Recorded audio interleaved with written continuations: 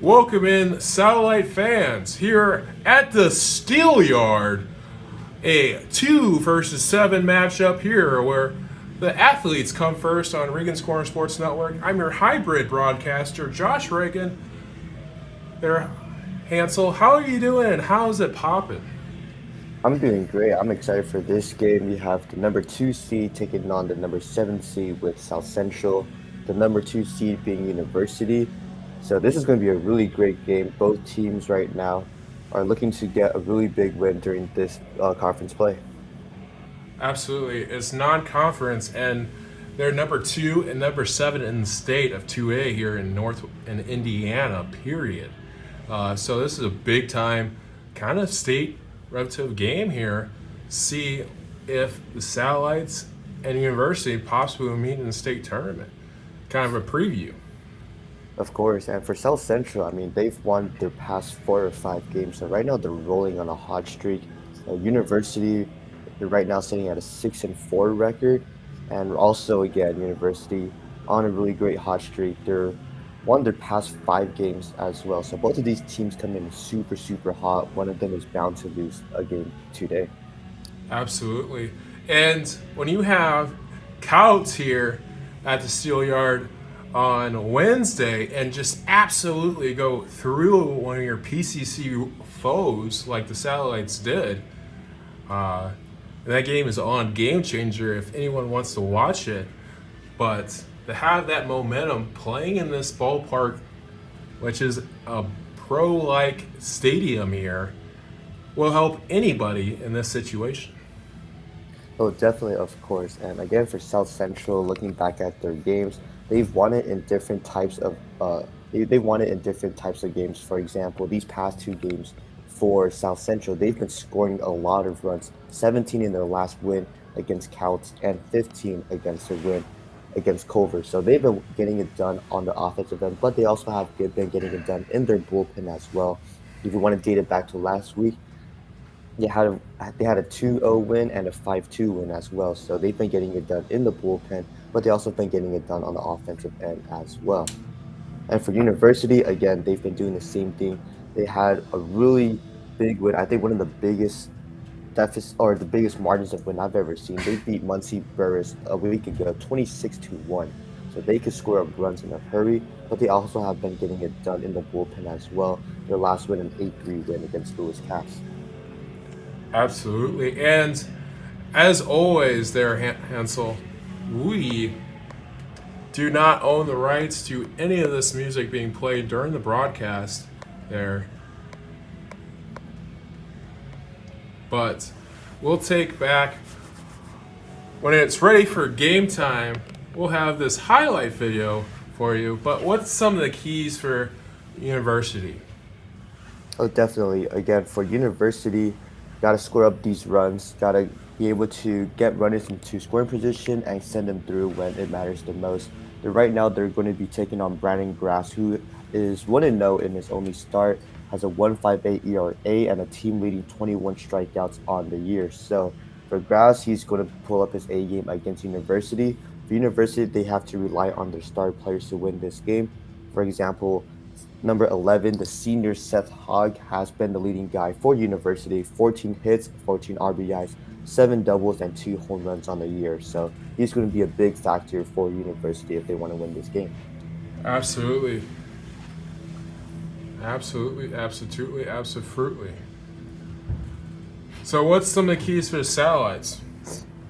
Of course, for the Satellites, they've been getting it done in different ways, and I believe if they continue their streak right now of getting a lot of runs on the board, it could really help them win this game. Again, 17 runs in their last win, 15 runs in their win before that one, and they're going to have to rely on their star players once again. Zach Hanchard, the third baseman, has really stepped it up in these past couple of games. Now up to 13 runs scored on the year, 11 hits, and a team leading 10 RBIs with 4 doubles on the year. So he's third on the batting order today. Hopefully, he can make some noise for South Central. Absolutely. Absolutely. So, we're going to go into our first commercial break here. Stay tuned as the game's almost here.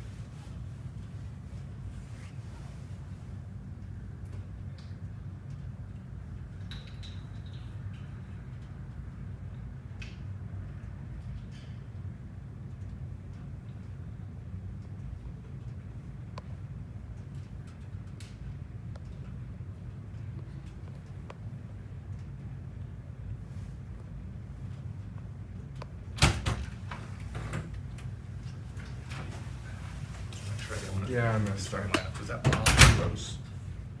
Boss. Boss, okay. Farrell, Grass, Ward, Bird, Matheny? Is that right? Yeah. Matheny. Matheny. All right, cool, thanks.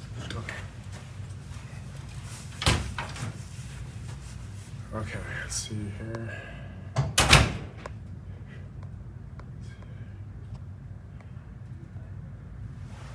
As we talked about before there, Hansel, we do not own any of the rights to the music being broadcast. But here we go.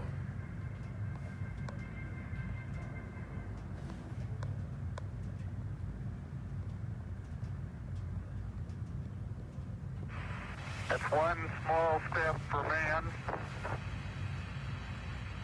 one giant leap for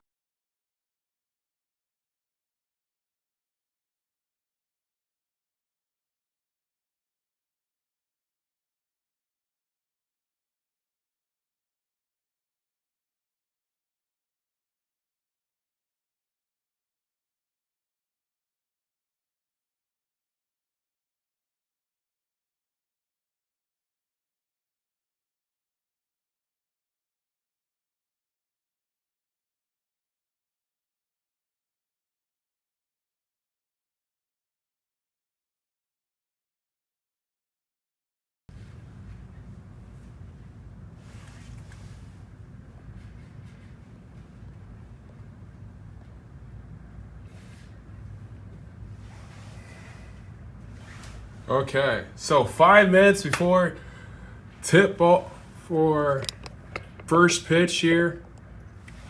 Hansel, are you ready? Because I know I'm pumped. Well, I'm definitely ready for this game. Again, we talked about this just a bit before. These two teams are both coming in super, super hot. Again, South Central coming in, winning 4 of the last 5. University coming in with a 5-game win streak. So both of these heavyweights coming in. It's going to be a fun game to watch. Absolutely. So let's talk a little bit about the leadoff man here for University.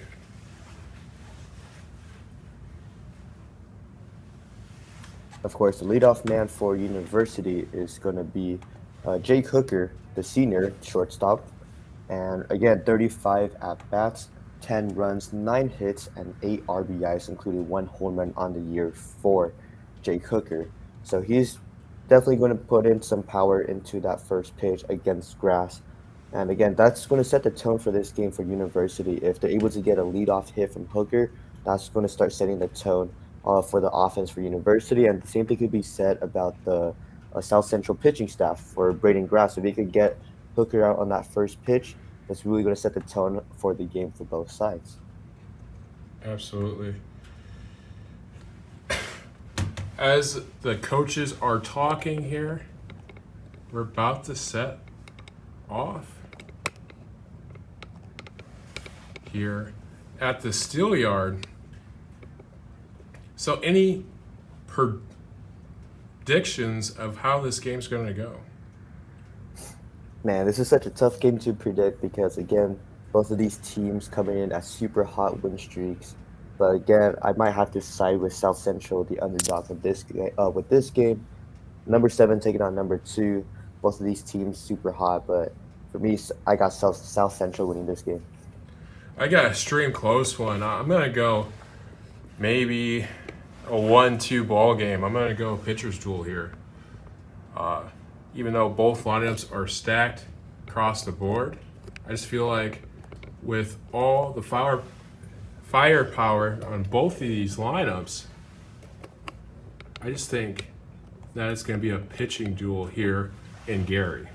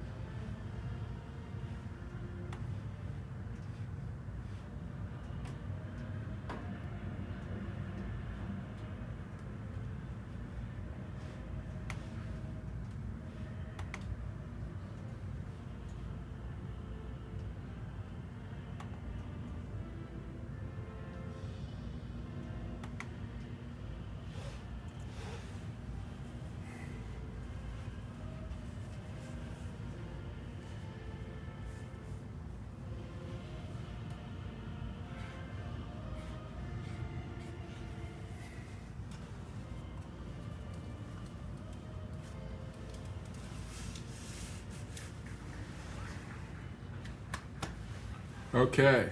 As the American anthem is played, ball game is starting here on Regan Scoring Sports Network.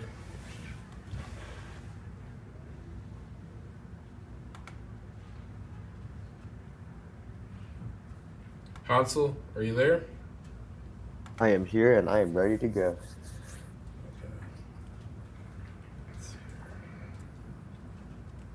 Okay, bud, take over for a second here.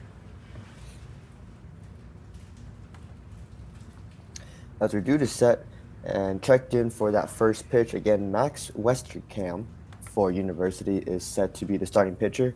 A 0-0 record on the year, has a 7 ERA, 2 strikeouts, 2 base on balls, and 1 hit, and only 1 inning played. So a small sample size for the junior pitcher for University. And the leadoff man for South Central, Gavin Gross, the shortstop, junior, has a 3.33 batting average, has 11 runs, 11 hits, and 9 RBIs on the year with 2 doubles, has an OBP of 477, a slugging percentage of 393, and an OPS of 871 for Gavin Gross. The batting order for today for South Central, you got Gavin Gross, Tommy Sullivan, and Zach Honcher, the first 3 for South Central. Then they'll round it out with Jackson Boss, Bradley Farrell, Billy Bird, Colin Ward, Braden Grass, Callum Metheny, and Nolan Eaton for today. Yeah, I mean, Cullen has been a sure-handed outfielder, and he hasn't been too bad with his bat. A nice little 7-hole hitter there as we start there, Hansel. Of course. And leading it off for University, you have Jake Hooker, Jimmy Caldwell, and Seth Hogg, the first 3 on the batting order. Then they'll run it out with Mark Hamby, Sam Woodward, Owen Shellhays, Cooper Burnett, Josh Newton, and Jasper Owens.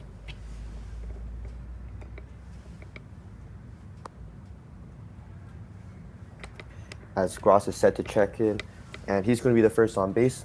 Like we talked about, the junior shortstop ready to make an impact in this game. Absolutely. Top of the first, number 2 University taking on number 7 South Central. And the first pitch from Western Common straight down the middle in for a strike. Grass. South Central's the home team.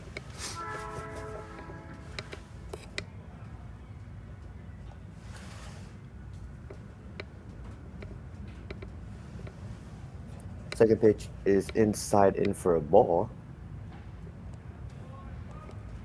That one curved a little too much in, almost hit the batter, and now raise up the count 2-1.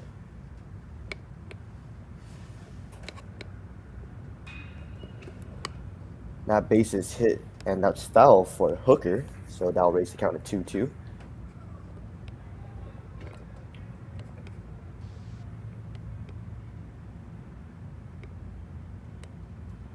Grass trying to get him swinging on the outside. He doesn't fall for it. And I'll raise up the count to 3-2, a full count for Braden Grass.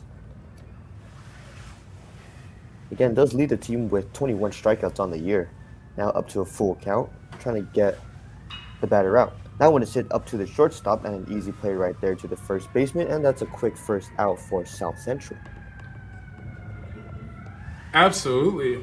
There is a quick round out for South Central, much needed with this dangerous University lineup there, Hansel.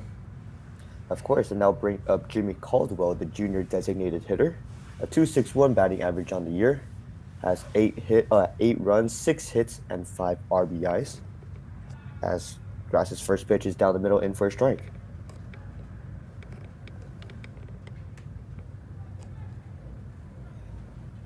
Second on the team in innings pitched so far, as the second pitch is in for a ball. 13.1 innings pitched for Grass on the year. 1-1 to count. That one is hit up, and that one is flown toward the wall. And I believe that ball is foul, so that will bring the runner back on base. That is Jimmy Caldwell.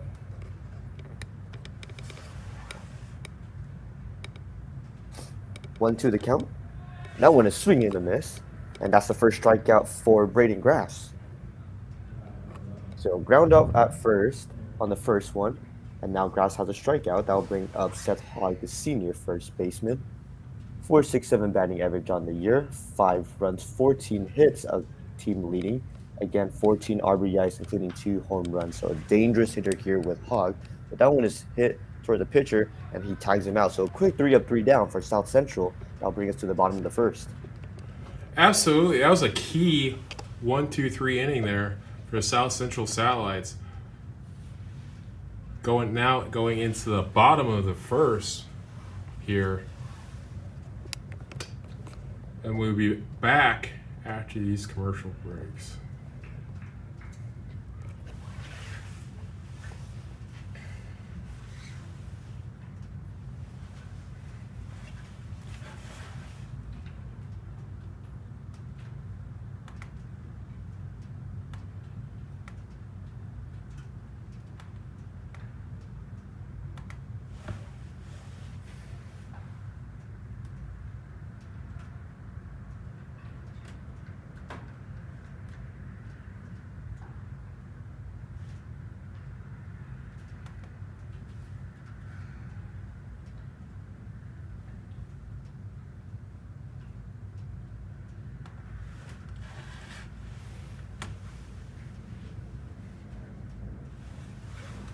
And hello, fans. We're back here.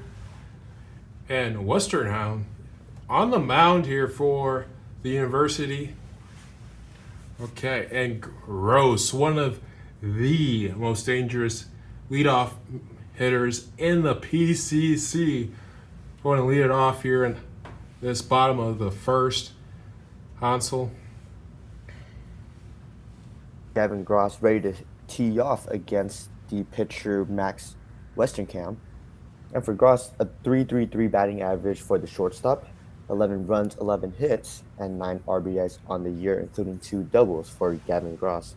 So he's ready to make a big impact and setting the tone.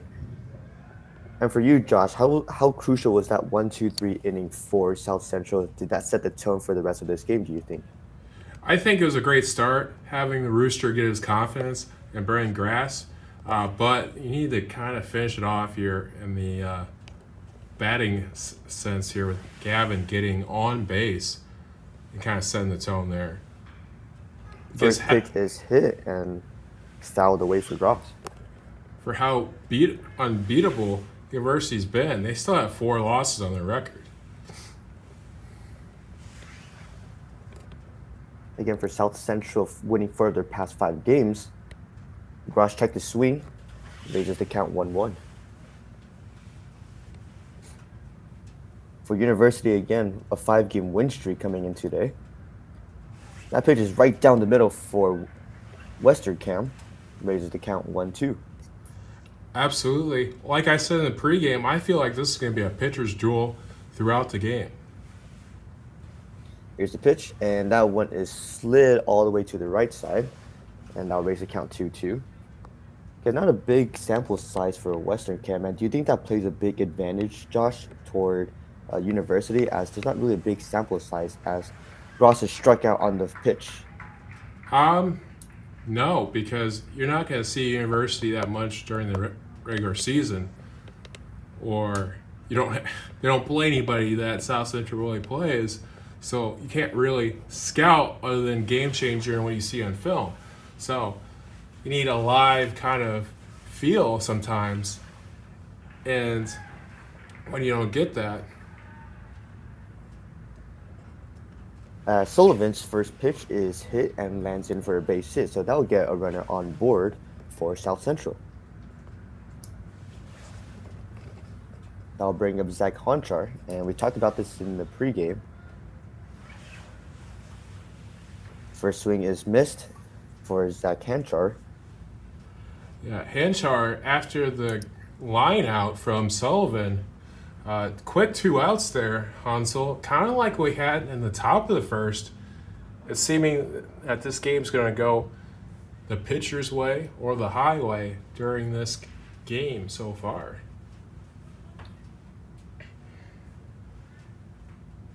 1-1's the count. That one is right down the middle in for a strike, so that'll raise the count 1-2 for Hanchar.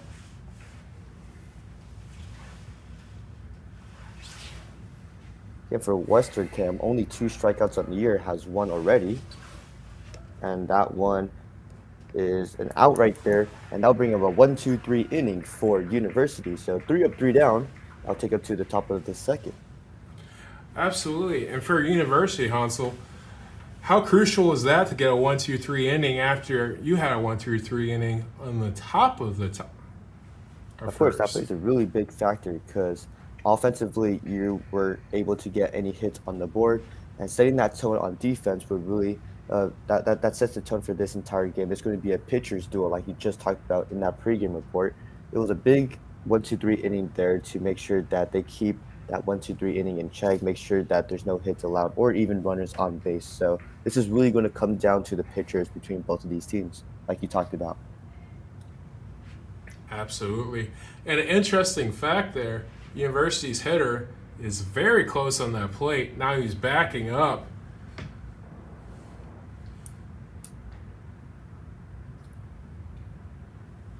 But that battery with Boston Gross, the two juniors, have seen a lot of days and a lot of starts between them in the last 3 years.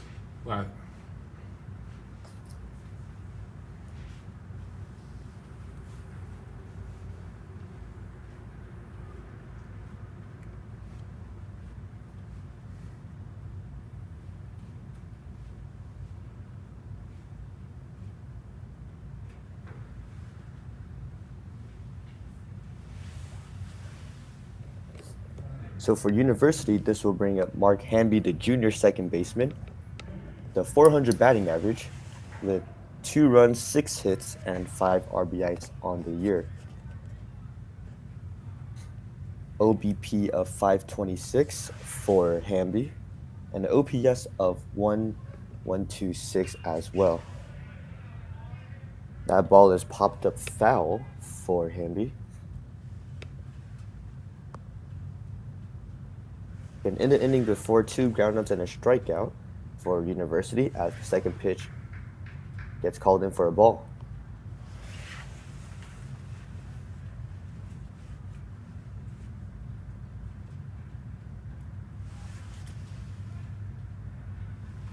Yeah, and Rooster pick right down the middle in for a strike, and like you were talking about, Josh. And the Rooster just getting off quick here, and that's how he's having early success. If Brendan Grass is feeling it and locating, he's one of the most unhittable pitchers in the state. And that ball is in high. Didn't get the call right there, so that'll bring up a full count 3-2 for Brendan Grass. Here's the pitch, and that one is hit toward the middle. And can the outfielders make it there in time? And yes, they do. So what a play right there from the right fielder. That's Bradley Farrell. And then that'll bring up the next hitter for University. That is going to be Seth Woodward, the sophomore center fielder.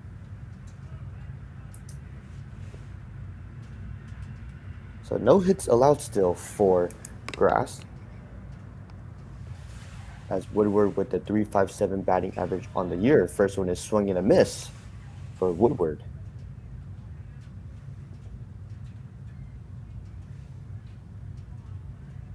Six runs, 10 hits, and 9 RBIs on the year.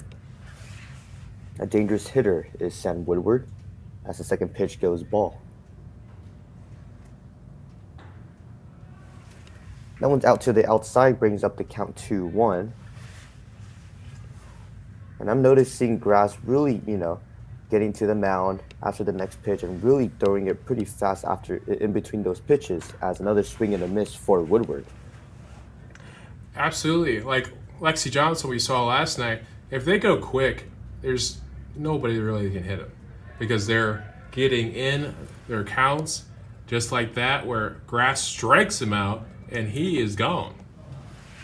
Second strikeout of the night for Brendan Grass. And that'll bring up the next batter up in Owen Shellhase, a junior second baseman. 2.17 batting average on the year as Grass's first pitch is hit and popped up foul. Looking to go 1-2-3 once again is Brendan Grass, has retired his last 5 hitters. Second pitch is down just a bit too low. Called in for a ball.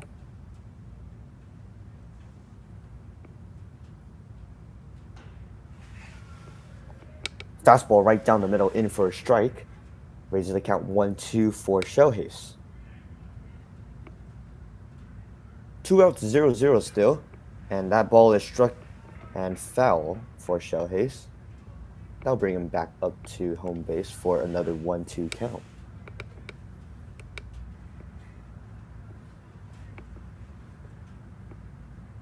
One to the count. Here's the pitch, and didn't get him swinging, so that'll raise the count up to 2. Absolutely, just misses there with his breaking stuff. And got him again. Another strikeout for Grass. And that's 1-2-3 once again for Braden Grass. That retired the inning, and that'll bring him to the bottom of the second. 0-0 still. And we'll be back after these commercial breaks here on Regan's Corner Sports Network.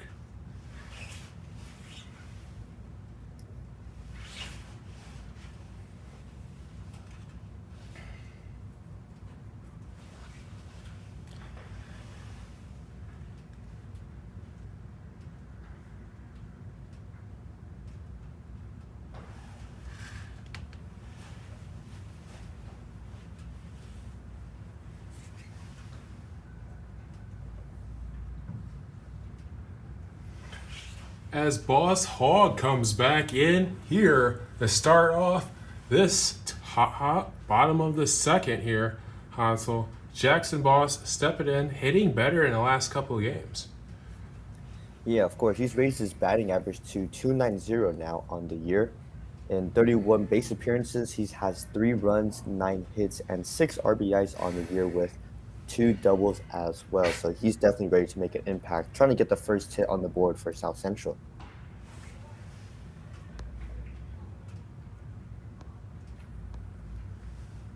As the first pitch goes in for a strike for Jackson Boss. Second one gets away from him, goes in for a ball. And kind of seeing the same thing here with Western Cam, going pretty fast in between pitches. That ball is hit outside and fouled for Boss. Raises the count 1-2. Absolutely. That was skied high on that one. Count goes 2 strikes, 1 ball here, Hansel.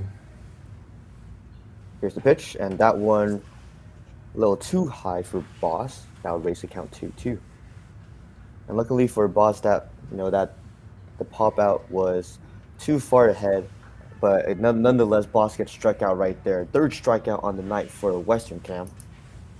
I was just about to say the foul from Boss. Luckily, it was just way out, not able to make a play. But nonetheless, Western Cam strikes him out, his 3rd strikeout on the night. Or in the morning, excuse me. Absolutely, but in your offense, this sky looks like it's almost nighttime.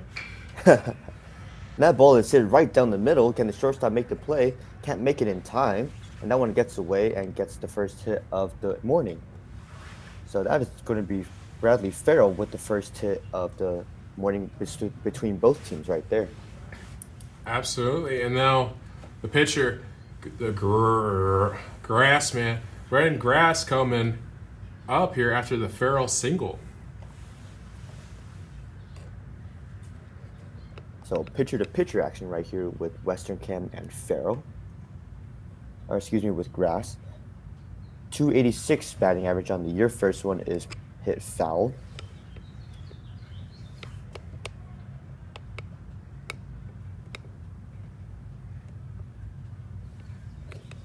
Six hits on the year for Grass, 3 runs scored, along with 8 RBIs and a double.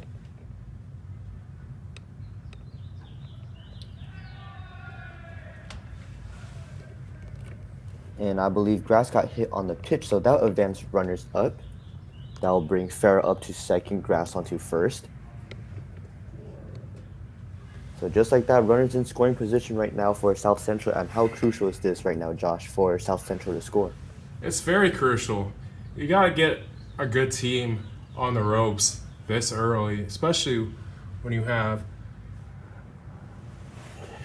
Ward here who's a patient hitter at times, but when he's struggled, he's been aggressive. The first pitch from Westerkamp was inside for a ball.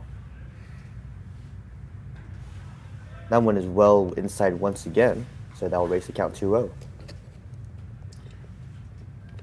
You can tell Wisterham is starting to kind of get a little frustrated on the mound there after giving off a base hit and then hits batsman. It That just one right down the middle. fires Westerkamp. it down there. How fast do you think that was going? Probably about 90 on that one. Probably some 90 a bit more. Had some aggression with that one, trying to put all his frustration through with that one. Nonetheless, 2-1 the count. And that one is down to the right. That'll bring up 3 balls and 1 strike. Absolutely. And this gets pretty dangerous now. If you're University, another ball will get the bases loaded with only 1 out. Here's the pitch, 3-1 the count. That one is well inside. And ooh, they called a strike for that one. What do you think about that call, Josh? Like I said last night, the umpire must have a wide zone, or in that case last night, he must have had a closed zone during the softball game. But Colin wants to hit anyway, so it just gives him a chance to get an RB and then an RBI, some roast beef. You know what I'm saying? Full count right now for Colin Ward. Not that that was a ball. That was well inside. I'm not sure what the umpire saw for that one. But nonetheless, here's the pitch, a full count. And that one is hit. Or did not. So a strikeout right there for Colin Ward. That'll bring up 2 outs on the board. And then now the Birdman steps in here. 2 outs, 2 runners on. The Birdman, Billy Bird, has a 3 for 8 batting average. And the pitch right there gets wilded away. And that will advance runners up to third and second. So Farrell on third. And you also have Grass on second. A base hit right now would definitely put runners in, back home and get the first run in the game. Absolutely, which would be very key.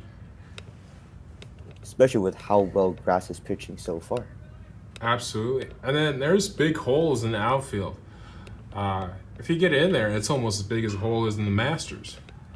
And that one is hit and fouled away.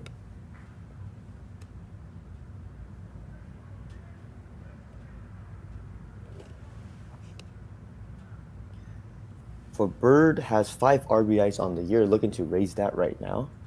Does have a double as well on the year. 1-1 the count. Here's the pitch, and that one is swing and a miss for Bird. So down to the last strike for South Central in this bottom of the second. Runners on third, runners on second. Looking to bring him home for the first run of the game. 1-2 the count, and that one is well down low to the right side. Trying to get him swinging, but that'll raise up the count 2-2. Absolutely.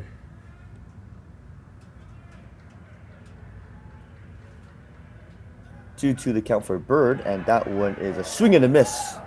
Another strikeout for Westerkamp. That brings them up to 5 strikeouts in those 2 innings. Runners weren't able to score. Still tied 0-0 as we go to the top of the third.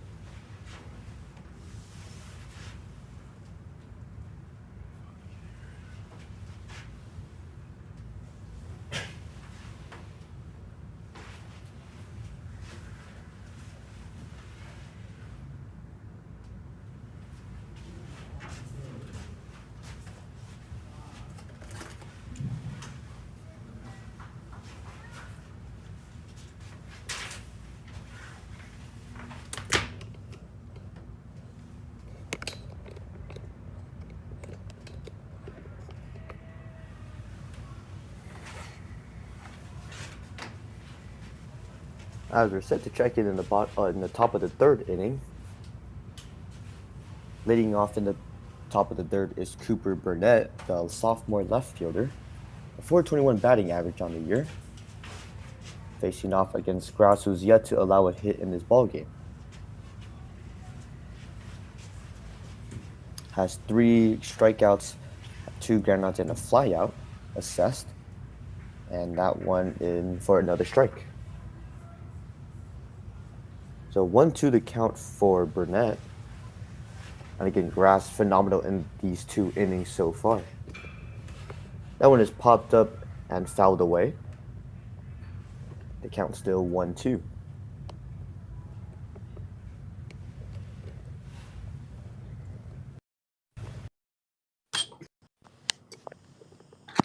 Once to the count, that one is checked inside.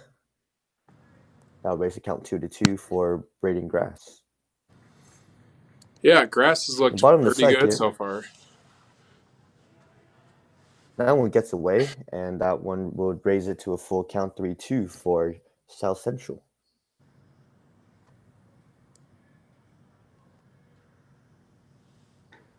Here's the pitch, and that one. Did they check his swing? And no, he said that he swung, so that's another strikeout for Braden Grass.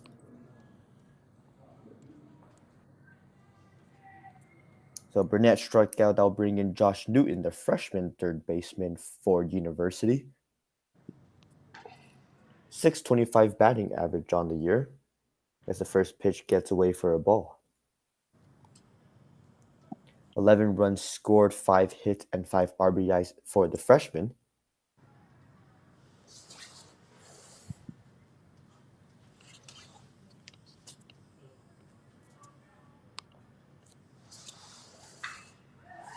That one lands in for a hit for the freshman, and that one goes out but caught by the left fielder.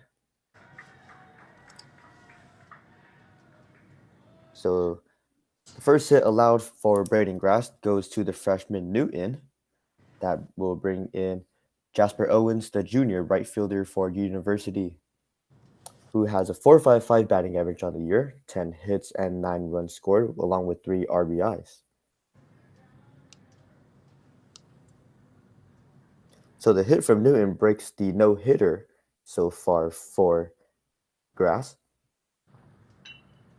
First hit is bunted away, and that will advance runners to first and second. So a strategic play right there for University. The bunt will advance Newton to second, Owens to first. And they'll bring back Hooker up the shortstop for his second plate appearance. 1 out so far, runners on second and first. And for Hooker, he had a ground out in his first time against Grass. First pitch is a little wide to the right, brings up a 1-0 count.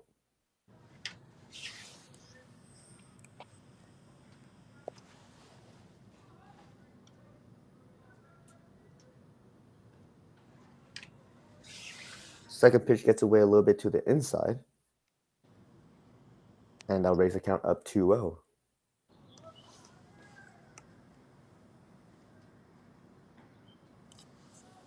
That one's outside the frame. Good eye right there for Hooker. That'll raise up the count 2-1.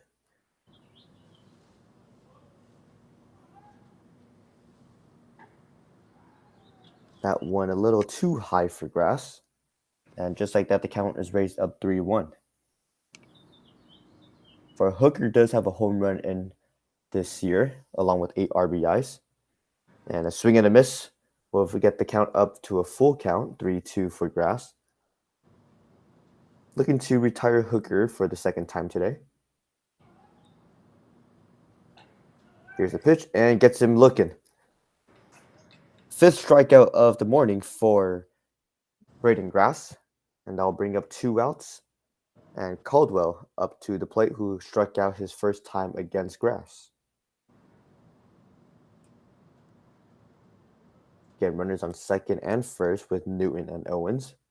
First pitch gets dangerously close inside, almost hit Caldwell, but that's called in for a ball.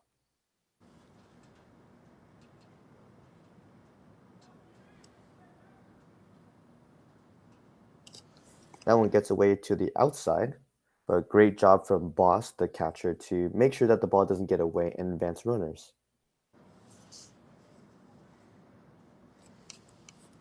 To go the count with 2 outs, with 2 runners on base for the number 2 seeded University baseball team. Swing and a miss right there for Caldwell. Raise the count 2-1.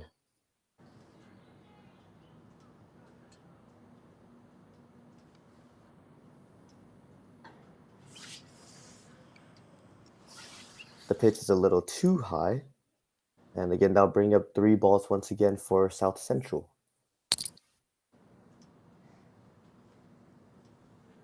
Looking to escape this innings with no runs on the board, and that pitch is down low and a base on ball. And that'll load up the bases for South Central with Owens at second, Newton on third, and now Caldwell on first base. And they'll bring in Seth Hogg, the senior first baseman, to try to put up a run on the board for University.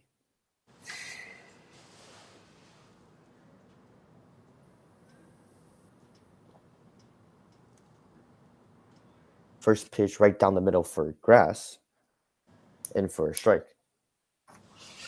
And for you, Josh, how can Grass kind of escape this inning with the bases loaded? Well, you got to get it on the ground here. With any of your infielders, stout infielders, get it to Gross. To be honest with you, just get them to chase down low here and keep doing what you've been doing. But get that location back that you had in the first two innings, and hope that the camera doesn't fall on the live broadcaster. The count now 2-1, and that one again gets away. Great eye right there for Hogg. And just like that, the count back up 3-1 for Braden Grass. Absolutely. Even if you walk a runner in, it's still a 1-0 ball game. You gotta kind of collect yourself here if you're Grass. And that went a little too far inside. And that will bring in a runner home. That is going to be Newton. And just like that, bases loaded once again still for South Central. That'll bring up the junior Mark Hamby up to the plate. Again, 2 outs, bases loaded. And a walk brings in the first run of the game for the University, as the first one is in for a strike.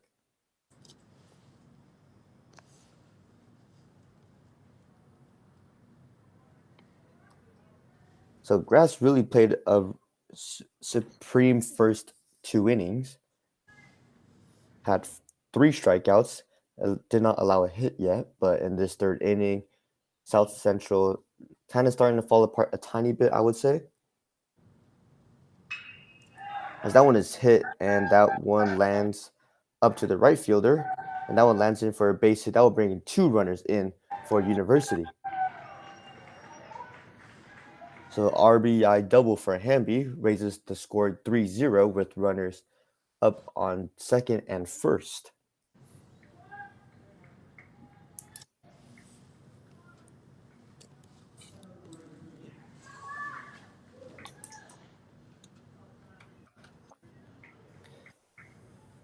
Now that'll bring in Sam Woodward, the sophomore center fielder, looking to capitalize again on this University run so far.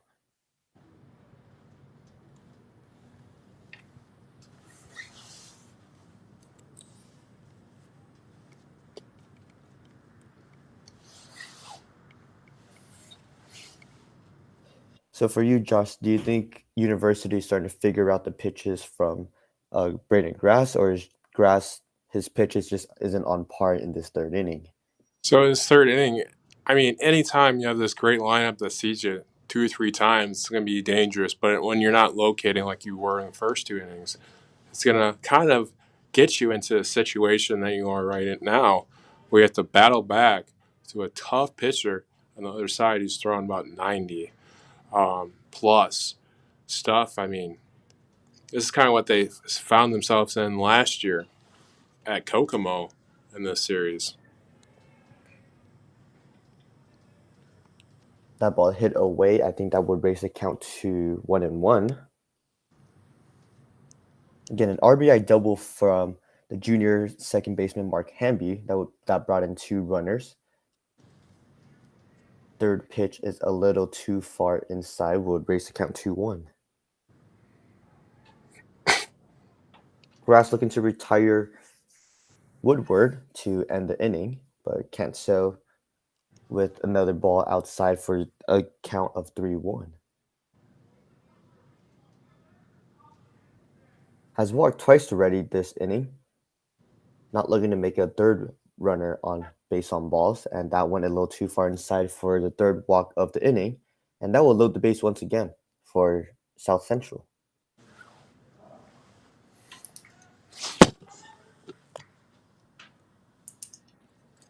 Now we'll bring in the junior second baseman Owen Shellhays, who struck out in his first bat, and the first one again a swing and a miss for Shellhays.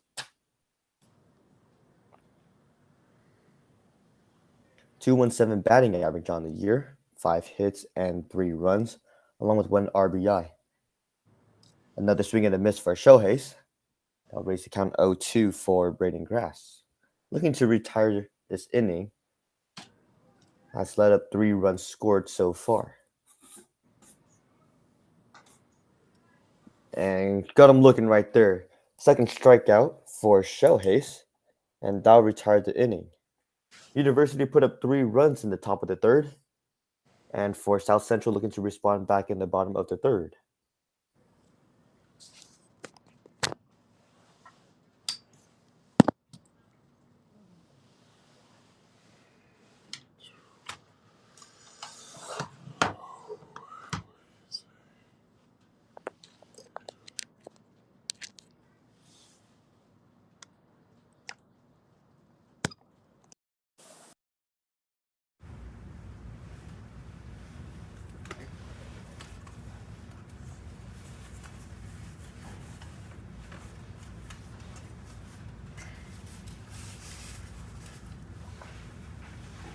So what do you say after that 3 inning spot there, Hansel? How does the Satellites bats get them back into the ball game here? Well, of course, they did their thing in the second inning. They were able to get runners in second and third, but they just weren't able to capitalize. And I think they just need to do the same thing that they did in the second inning, but instead of striking out or not being able to get the scorers home, they really do need to get the runners home if they're in scoring position, as University did in the top of the third. Absolutely. And as raindrops start dropping on their heads, they got to get it into gear here. And that one lands into the shortstop, trying to get to the first baseman, and they do so. A quick out right there on the first pitch for University. That was Callum Metheny in there for a ground out. And just like that, one quick out on the board for South Central.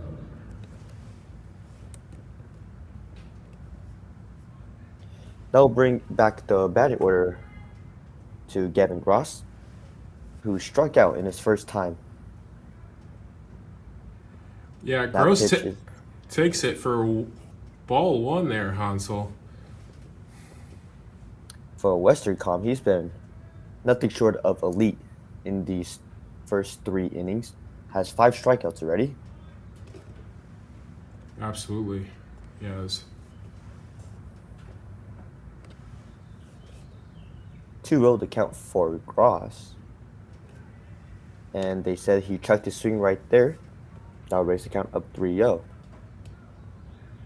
Western Com has yet to walk a batter in these 3 innings so far. They're right now facing a 3-0 count against Gross. Pitch right down inside. Called in for a strike.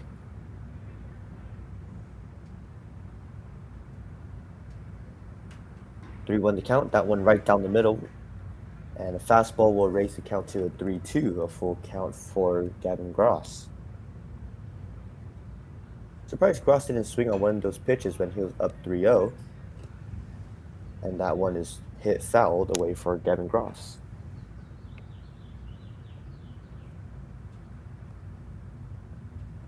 Again, struck out his first time, and here's the pitch. That one checked in for another strikeout. Put it to number 6 for Max Westerkamp. 6 strikeouts so far in 2.2 inning pitched. And that'll bring up Sullivan, who lined out on his first time at bat.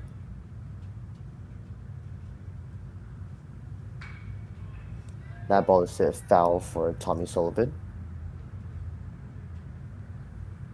And so far, not the inning you're looking for. Your South Central gave up 3 runs in the top of the third. And right now, they're facing 2 outs and no runners on base. Sullivan a .375 batting average on the year, 12 hits, 12 runs, and 8 RBIs. That one lands in for a base hit for Tommy Sullivan, and that'll bring up his first hit on the board.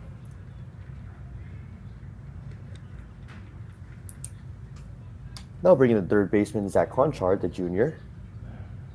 Has a .367 batting average, struck out his first time against Westerkamp. Double digits in runs, hits, and RBIs. The only member on his team to do so.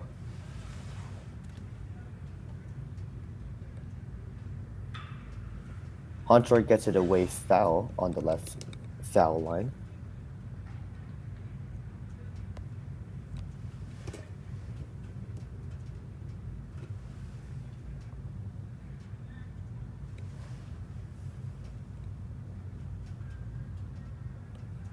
Strike out his first time against Westerkamp. That one is hit toward the shortstop, and that should be an easy play right there to retire the inning. So 1 hit allowed for Westerkamp, but nonetheless no runs scored. Score is 3-0 in favor of University as we go to the top of the 4th.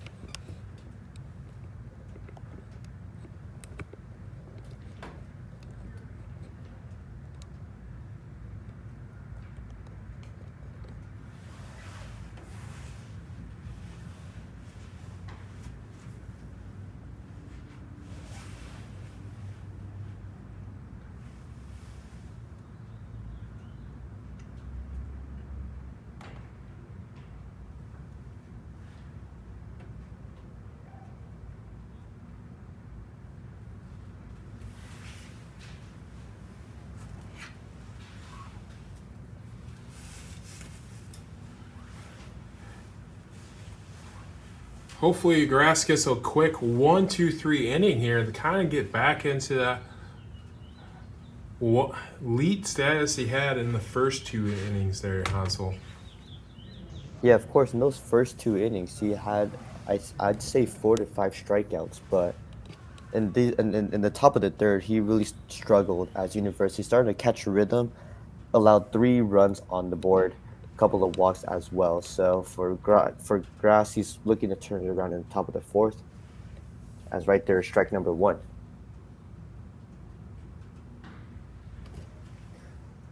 Got him swinging for strike number 2.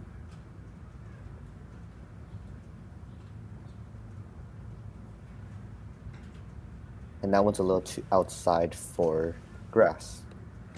Yeah, Jackson Boss didn't do too much favors for Grass on that one. Probably could have framed that possibly for strike 3 there. That one's down the middle, but a little too low.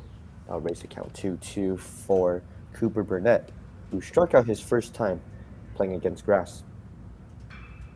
That one is hit toward the third baseman, but fouled.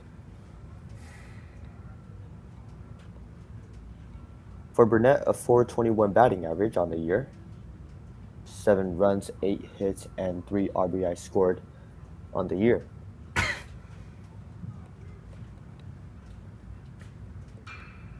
And that one gets away, fouled once again, on this time on the right side.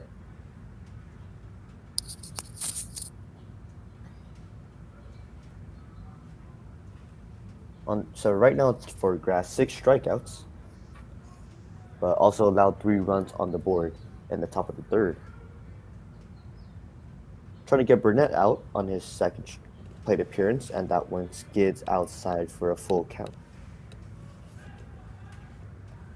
So we've seen Grass been in this situation a couple of times with 3 balls on the board. And this one, however, he gets Burnett to swing, gets the 7th strikeout on the morning. Cloudy morning here at the Steel Yard. Absolutely. I mean, it's going to be all day long. It's a cold 40-degree day here in Gary, Indiana.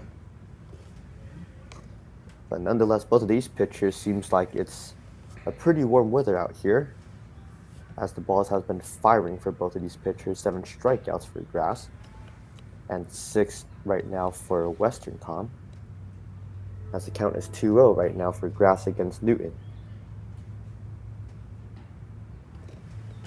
That one in for a strike, just inside the frame on the right side, gets the count up 2-1. Newton and Owens scored those 2 runs in the top of the third to bring the score to 3-0. As once again, Grass finds himself in a 3-1 situation.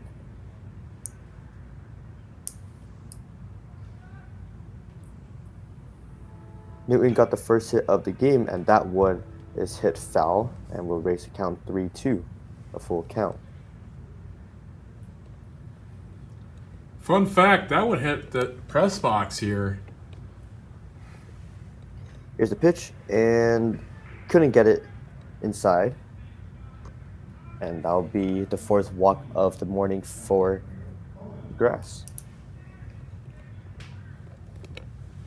For Newton, that's just going to be his first walk, and that'll bring in the junior right fielder Jasper Owens, who also landed a hit in this game as well.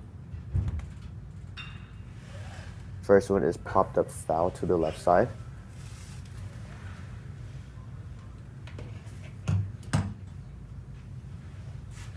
Seems like for Grass, the bottom of the batting order seems to be a struggle with Newton and Owens.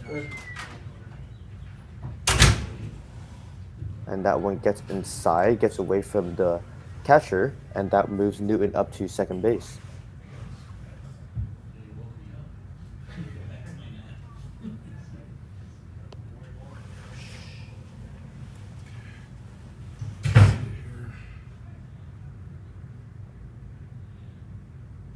One win the count. Here's the pitch, and that one to the left side raises the count 2-1. Try to bait Owens to swing on that pitch, but great batting eye right there. And Owens, that one is popped up toward the center fielder, and he does make the play right there. Newton racing for third will get it in time, so that would advance Newton to third with 2 outs on the board. Yeah, I mean, it's got to finish here, Brandon Grass here. You can't get any more runs on the scoreboard at this point in the early part of the game while their pitcher is dealing. That'll bring up Hooker back to the plate, who had a ground out and a strikeout. First one right down the middle, a fastball for a strike. Luckily for South Central, it's 2 outs on the board, so any pop-up or fly-out will result in end of the inning. That one is hit toward the right side in foul, so that will raise the count up 0-2. Grass has had his way with Hooker in this game so far. Hooker a ground out and a strikeout in his first 2 appearances against Grass. Grass looking to retire the inning. That one is hit toward the left side to the left fielder. Can he make the play in time? And they cannot. That one lands in for a base hit, and Hooker will race all the way to second, and that lands in another RBI. You can kind RBI of hit. Hansel. You can kind of see from the previous kind of pitches that he was on Brandon there. Um, I probably would have gone with the off speed, but Brandon went with his fastball, and Hooker smoked it. Yeah, of course. I mean, he tried to challenge Hooker in that last pitch, got him for a strike. Got him for a strike on a fastball on the pitch beforehand. So he tried to challenge him once again, but this time Hooker was ready for that fastball. Luckily, it wasn't a home run, but that one lands in for a double and a base hit, and a double right there brings in another RBI for University. Absolutely. And this game's creep into the Kokomo game of last year where Farrell had a couple innings and then kind of similar as Grass is today.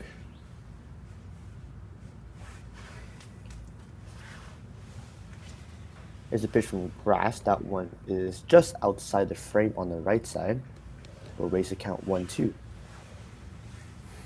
Where Caldwell struck out his first time, walked the second time. Grass looking to retire this inning with 2 outs on the board. Good eye right there from Caldwell. Didn't go for the swing. Raises the count 2-2 once again.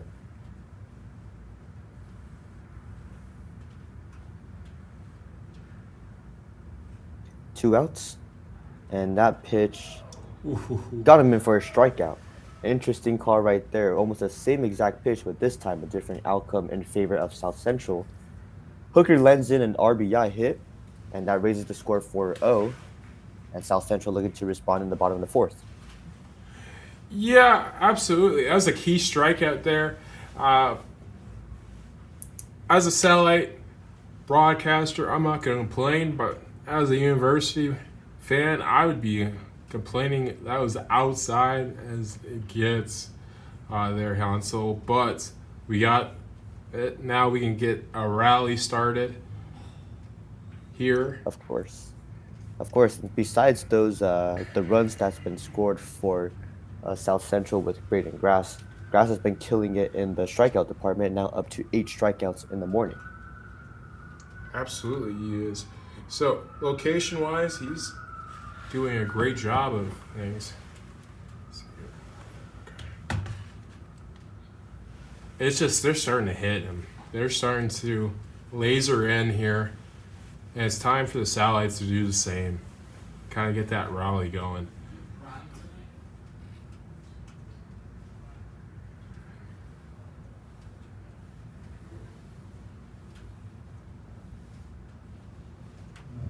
They were originally supposed to play at 9:30, or did they move it up because of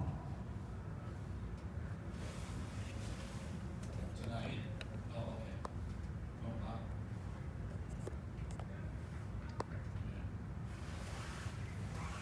So are they always gonna? As we look at the batting order for South Central, you'll have Boss, Farrell, and Grass to lead off in this bottom of the fourth inning. Again, 4-0's the count. University scored another run with an RBI hit from Hooker. And now for South Central looking to get their first runs on the board. For Max Westerncom, 6 strikeouts so far on the morning, as that ball is hit toward the middle, and that one, I believe, is caught. It is a single for Jackson Boss there. So base hit right there for Boss's first hit of the game. And that's a good early sign right now of your South Central getting that first hit and the first baseman up on there with no outs. They'll bring in Bradley Farrell, who also had a hit during his first appearance against Westerncom. And Farrell could make this into an interesting game. He has enough power to drive it over this semi-pro field here in the Railcats stadium. Fourth on the team in hits with 10. As that one is hit toward the shortstop, and can they make the play in time? I believe they can. So just like that, runners advance with Boss going to second and Farrell to first. And for Farrell, that's going to be his second hit of the morning. Absolutely. And you got to play some small ball here when the pitcher's been dealing as much as Western Ham has done.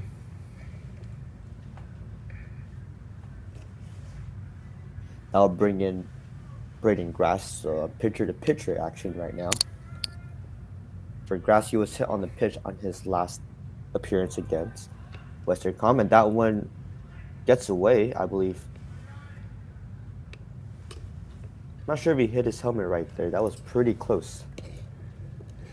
Either way, it would have been a strike because what it looked like, it was like a hit and run with a bunt situation there. Trying to get the runners to second and third. So for Grass, he almost paid the price for it, but a strike number 1, and that hit is fouled for strike number 2. Absolutely. Worst case scenario right now, if you are South Central, is a double play.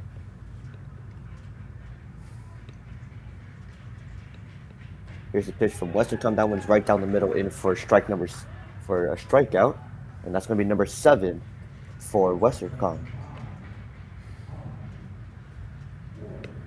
So both of these pitchers from both teams really dealing it in the strikeout department. That'll bring out the first out on the board for South Central in the bottom of the 4th, and they'll bring in Colin Ward to hit for South Central. Ward struck out on his first appearance against Western Com. 238 batting average on the year with 3 RBIs, 5 hits, and 6 runs scored for Ward. Ward also had a double in this season. Right now looking to bunt. Called in for a strike for Ward.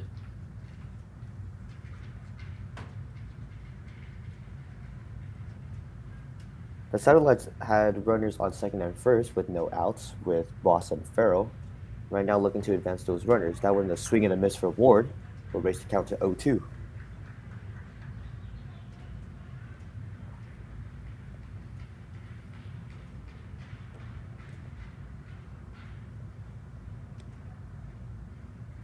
To the count. Here's the pitch, and that one is hit right down the middle, but what a great play from the second baseman. That turns into a double play, and that will retire the inning. What a play right there from University, able to get the double play, and that will retire the inning.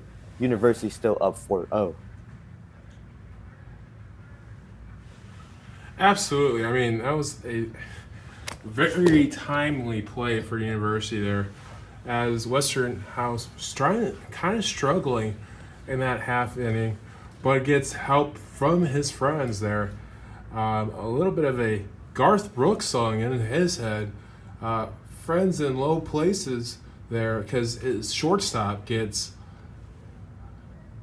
the double play start on that one.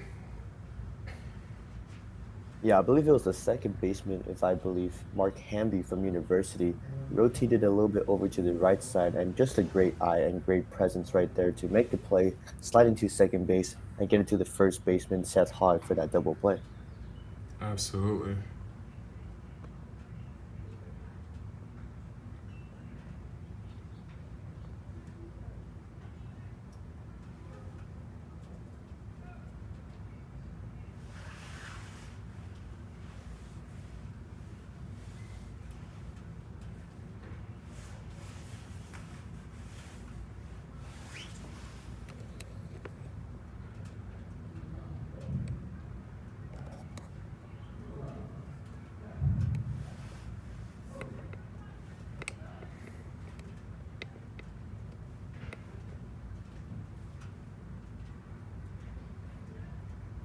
So after runners advanced in the bottom of the 4th, had runners in position for South Central, they couldn't get it done with that double play from University. That brings up to the top of the 5th with the 4-0 lead for University. They'll lead it off with Hogg, who grounded out and walked in his first 2 appearances. Has 2 straight strikes from Grass. Will set up an 0-2 count for Hogg. That one is hit toward the middle to the center fielder. and that one lands in for a base hit. A little better effort there. Or excuse Foul me, ball. they got away foul, yeah. So a foul right there will bring back Hog back to the home base.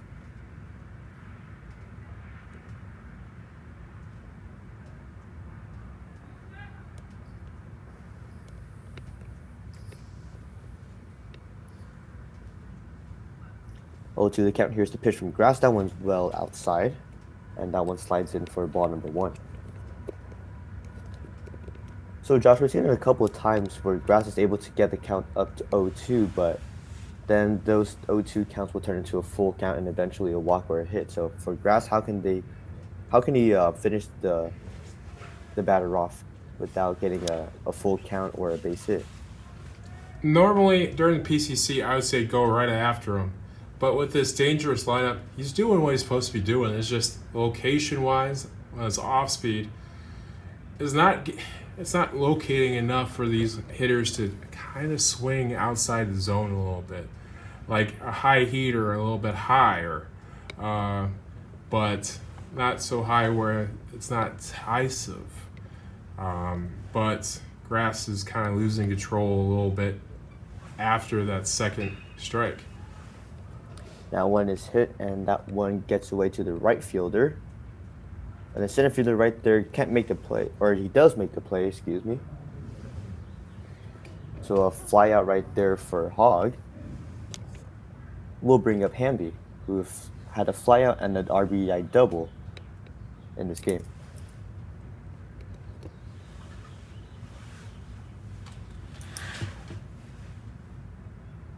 The senior first baseman, a .467 batting average on the year, 5 runs, 14 hits, and again 14 RBIs. So for Hog, the RBI double, nothing short of spectacular, something that we've seen time and time again, something that he's been doing. That one is hit foul for strike number 1.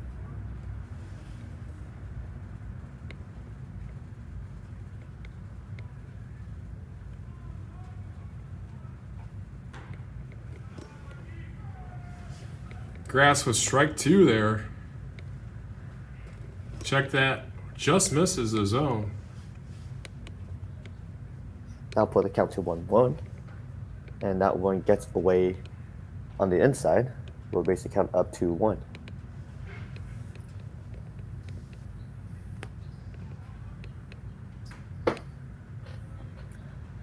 That one a little too down low. We'll get it to a 3-1 count. Something that's been a little too familiar for Braden Grass in these past 2 innings. That one is hit toward the left side and fouled, so that'll bring up a full count 3-2.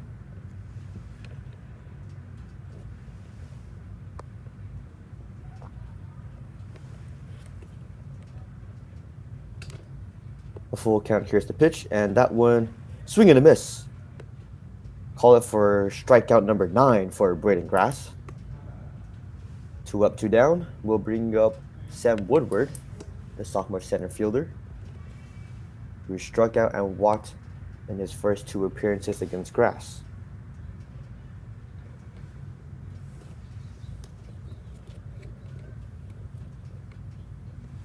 So for Grass, he had his highs and lows of lows in this game, as the first pitch is in for a ball. 9 strikeouts, but also allowed 4 runs. That one is hit foul to the left side and gets it to the third baseman. That one makes the play in time, but couldn't get it fast enough. That lands in for a base hit for Woodward.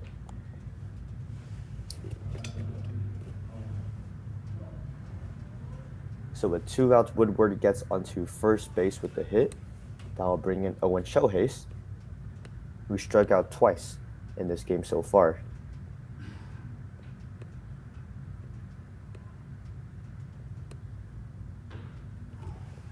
Swing and a miss for Shohei. Gets it to strike number 1. .217 batting average on the year. And 23 base appearances, 5 hits, 3 runs, and 1 RBI.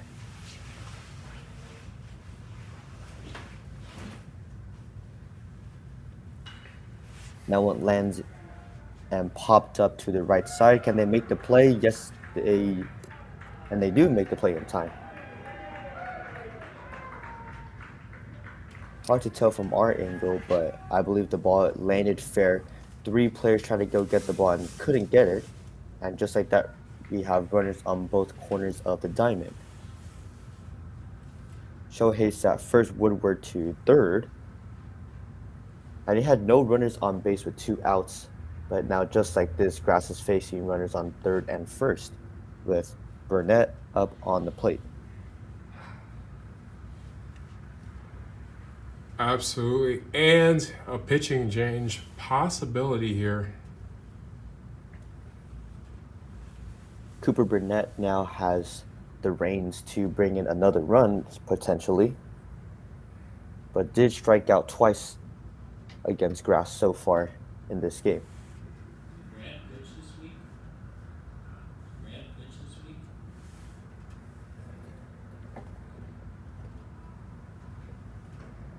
And for you, Josh, do you think ball placement and location is a big factor again in this inning on why Grass can't retire this inning?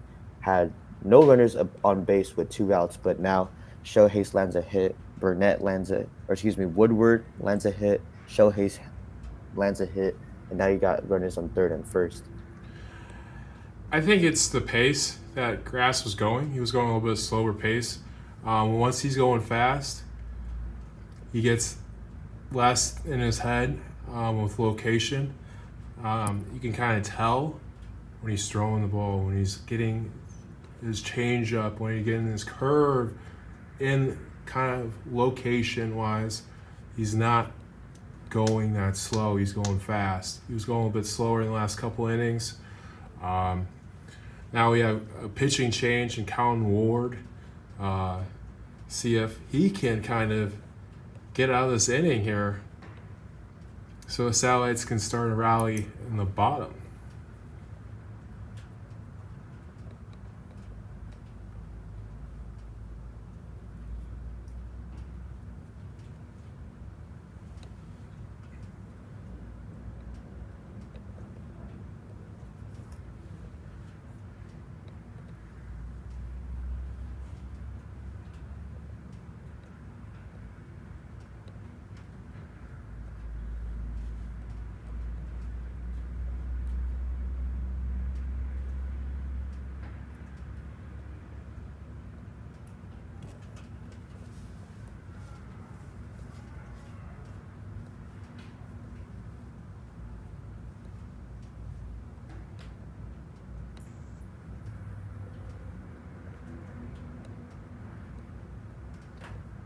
So, like you said, Colin Ward into the game now for South Central. Facing off against Cooper Burnett, trying to retire this inning.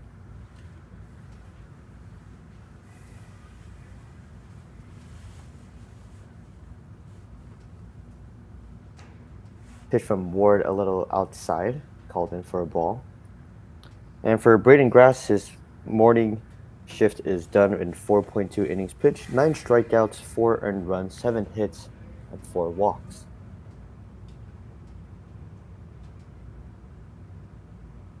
This pitch from Ward, that one is right down the middle, but a little too far low. That would advance runners to second. So Shohei moves up a spot. We'll bring in Woodward at third, Shohei's on second. And for Burnett, trying to bring a ball home.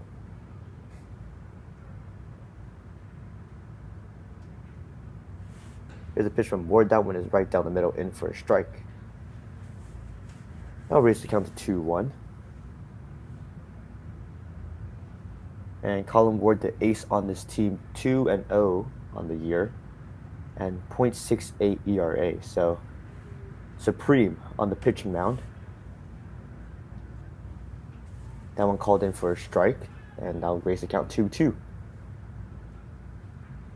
17 strikeouts, 7 walks, and 11 hits in 20.2 innings pitched so far in the season.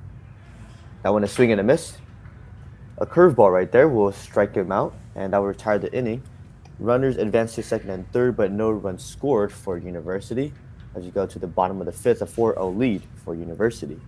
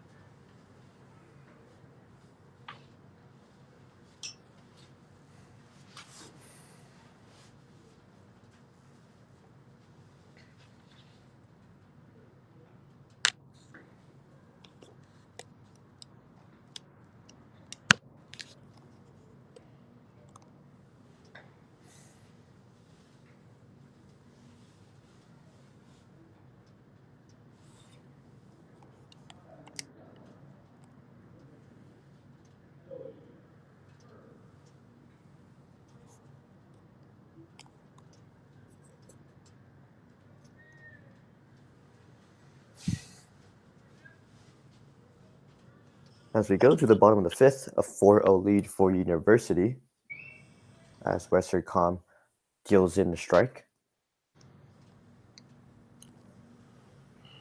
For South Central, they had their chances so far on the offensive end. Notably, in the second inning, they had runners on third and second, just not able to get it done as Westercom lands in another strike. And last inning, they had runners on first and second and not able to get it done as a base hit right there goes toward the middle. And that one is caught and an out.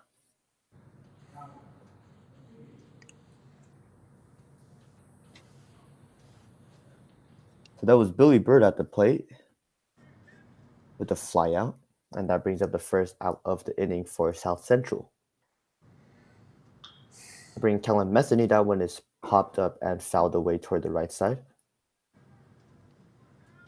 Sun's starting to shine a little bit here at the steel yard. For Kellen Metheny, a ground out in his first appearance. That one is strike as he got him swinging. We'll raise the count 0-2 for Kellen Metheny.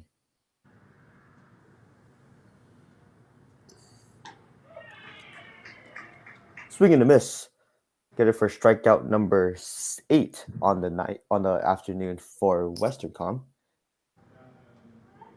That'll round out the batting order back to the top with Graydon Gross now with 2 up and 2 down.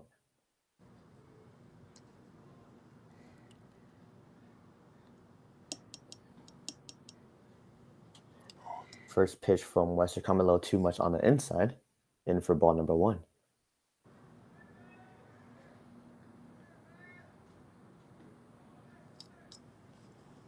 That went a little too far inside once again for Westercom. That will bring up the count 2-0. Again, only pitched in 1 inning before this game, but he's been dealing so far against South Central. The ball is popped up and fouled for Gross. Brings up the count 2-1. Has allowed only 4 hits and 8 strikeouts. That one goes a little too far down low, will raise the count 3-1 for Westercom.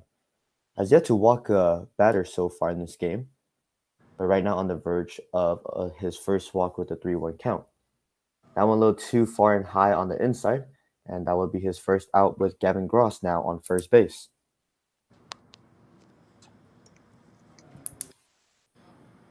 That'll bring in Tommy Sullivan, who had a lineout and a hit in this game against Westercom.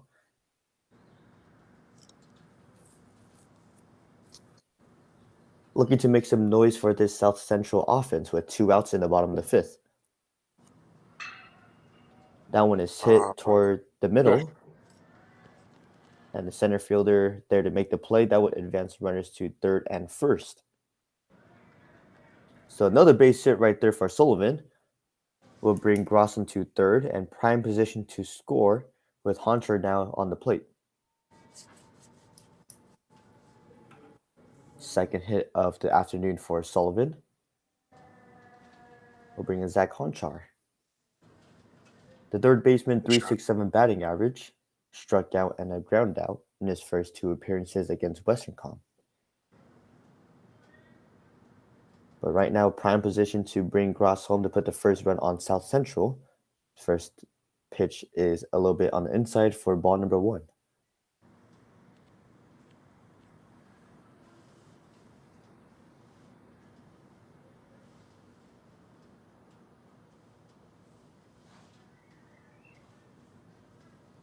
Sullivan itching to get to second.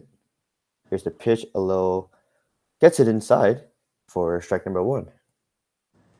Beautiful ball placement right there for Western Com. Again, 2 outs, 4-0 is the score. Runners on both corners. And that one gets it to the third baseman. And can it get to the first base? And it does in time.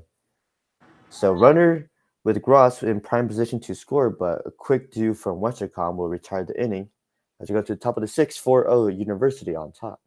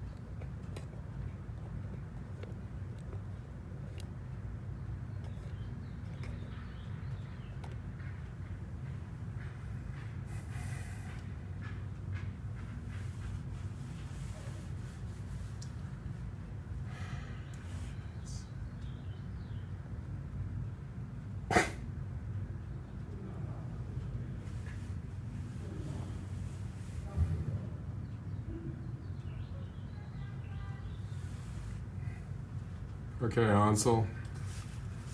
As we're going to the top of the 6th, a 4-0 lead for University, as Newton to lead off against Ward. First pitch is a little bit on the inside for ball number 1. And for you, Josh, it seems like the time between these innings, between University South Central, it seems like South Central is getting out of their offensive inning a little faster than how University gets out of, or when University is batting. And do you think it's with the pitching or just the offense between both of them? Because it seems like South Central, it's like almost a quick 3 up, 3 down almost every time they're up to hit. So University is using South Central's game to advantage here. Kind of being more patient, taking the pitches, where South Central's trying to jump on Western Ham's fastball really quickly. And you're getting a couple hits off of it now that they're seeing him in the second, third time in their order. But that's kind of why the quick outs start to happen quickly in the first couple. You're getting yourself in a hole after that 3-run inning, especially when a pitcher is dealing and he knows that you're going to be aggressive all game long towards him. And if you're South Central, how do you say prolong your inning when you're at bat, trying to get some more runners on base, maybe even try to get runs on the board? Try taking more pitches on the outside corner, trying to draw them more in the inside in the plates a little bit more. But Western Ham's doing a great job pitching. I mean, it's just he is pitching better than what South Central's hitting at the point.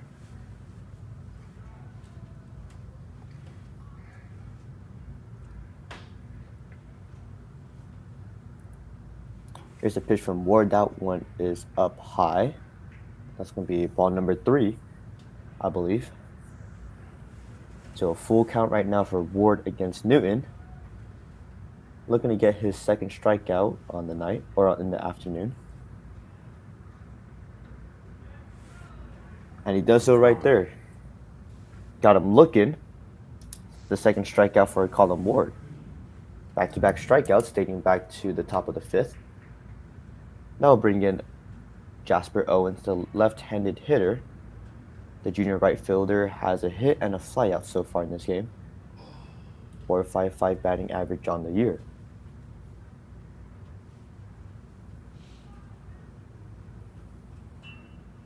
That one bunt is goes bunts to the right. awry there for strike 1 there, Hansel. Interesting. I've never seen a bunt go all the way outside on a foul. Because he was trying to bunt for a base hit, yeah, kind of a slashing bunt there. It just happens to hit the wrong part of the bat, and it goes the opposite way into the netting. That went a bit too low for 1-1.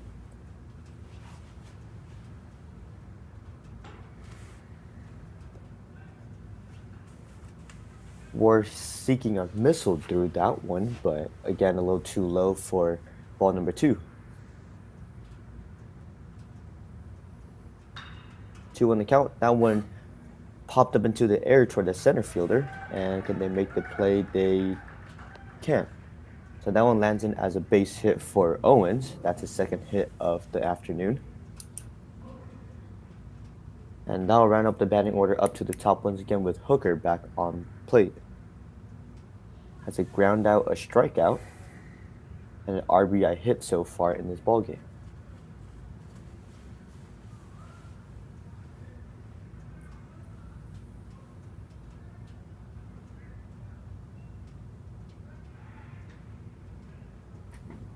Ward checking the first baseman with Owens. And for Hooker, again, 9 hits on the year, 10 runs scored, along with 8 RBIs. Has raised it up to 9 with this game. Stealing his second is Owens. Can they get it there in time? And they say it's safe. So a stolen base from Owens will bring him into second base. And now he's in scoring position to get a run in with Hooker on plate. And Owens is down on the base right now. Seems that collision really took a toll on him. Absolutely, and now we're going to go into commercial break here after this injury timeout here on Regan's Corner Sports Network.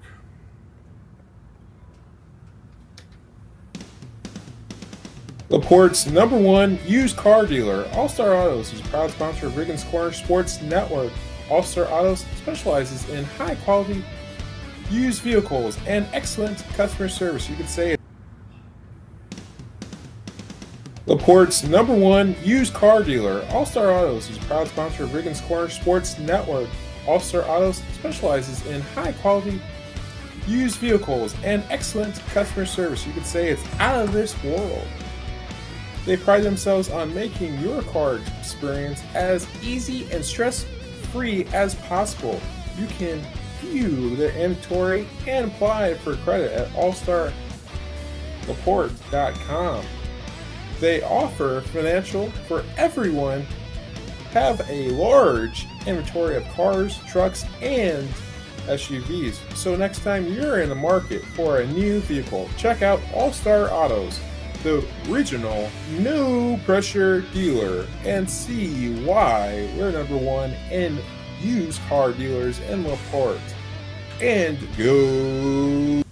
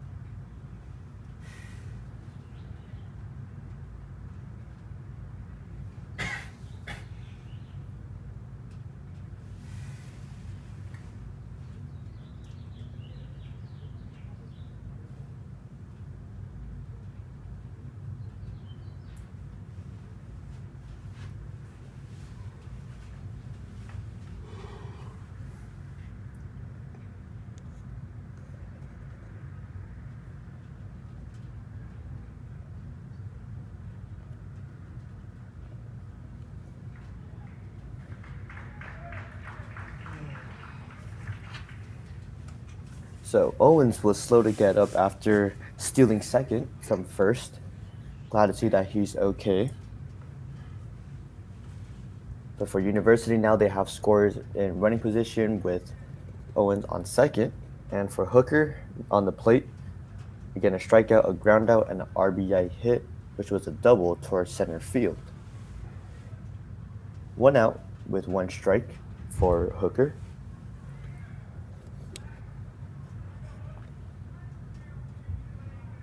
As we're in the top of the 6th, with Colin Ward at the mound, 2 strikeouts and a hit so far.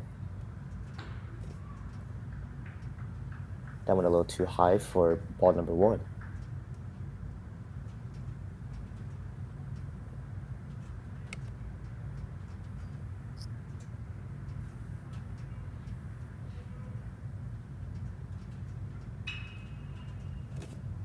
That one lands in toward the right side, and the right fielder makes the play right there.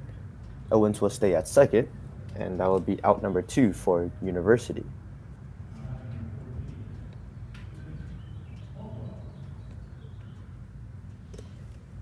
So they'll bring in Jimmy Caldwell, who struck out twice and walked so far in his 3 plate appearances in this game.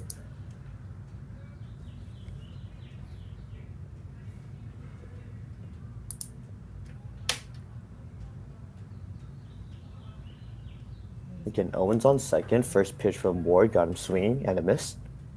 That'll get it for strike number 1.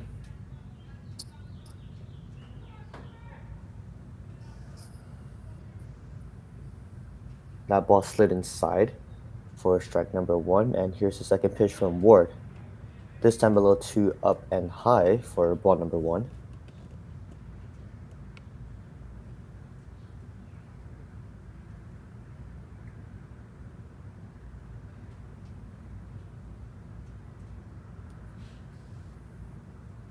One count for Ward. That one a fastball, but again a little too far out on the inside for ball number 2.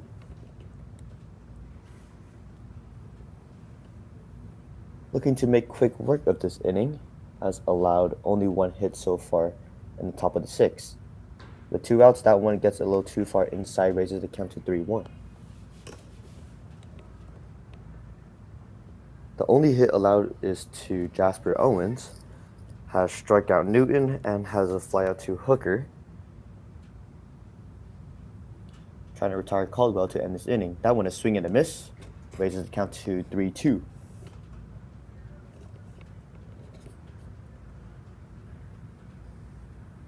Full count now for Colin Ward. With 2 outs on the top of the 6th. Here's the pitch from Ward. Too far up high, and that will be the first walk for Ward. So Caldwell has been walked twice and struck out twice.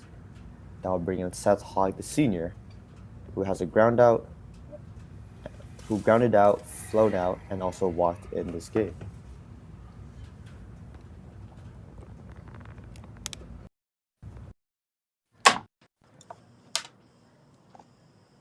First pitch a little too far outside for ball number 1. So you have Owens on second, Caldwell on first, but 2 outs in the top of the 6th. University leading 4-0.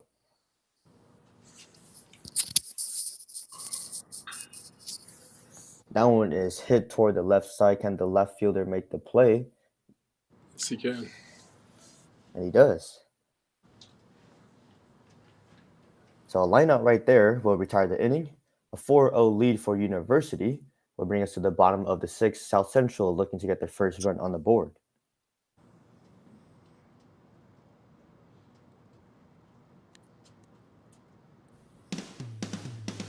LaPorte's #1 used car dealer, All Star Autos, is a proud sponsor of Riggins Corner Sports Network. All Star Autos specializes in high quality used vehicles and excellent customer service. You could say it's out of this world. They pride themselves on making your car experience as easy and stress-free as possible. You can view the inventory and apply for credit at allstarlaporte.com. They offer financial for everyone have a large inventory of cars, trucks, and SUVs. So next time you're in the market for a new vehicle, check out All Star Autos, the regional no pressure dealer, and see why we're number one in used car dealers in LaPorte. And go.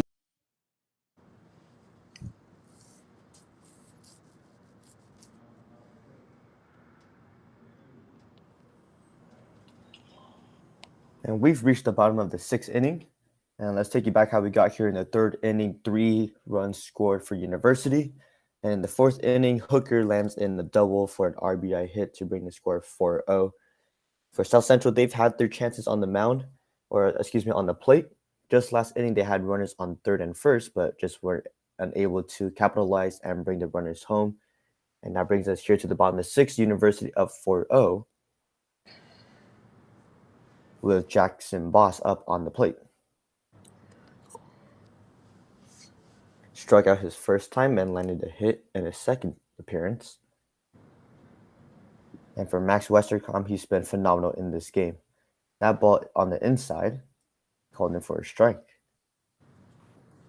9 strikeouts on the afternoon for Max Westercom. Second pitch is fastball right down the middle for a 2-2 count.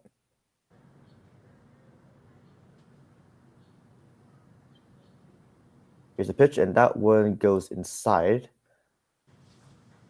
Down low, a little too far, and that raises the count for a full count. Westercom has only walked 1 hitter so far, but that one gets called in for a strike. Boss thought it was a walk, started walking toward first base, but the umpire signaled a strike and put up the double digits for Max Westercom. That's number 10 in strikeouts.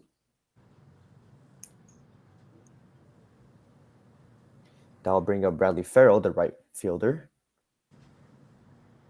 who landed 2 hits so far in this ballgame. So he's 2 for 2 from the plate, has been the most effective player against Westercom today. That one gets on the outside for ball number 1. For Farrell, he has a .303 batting average, 10 hits, 13 runs, along with 3 RBIs on the year. Again, that one too far on the outside would raise the count to 3-0.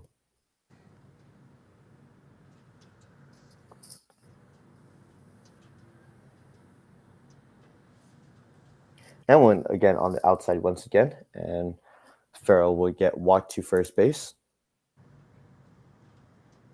That'll bring in Braden Grass once again, who was hit on the pitch and struck out on his 2 appearances against Westercom.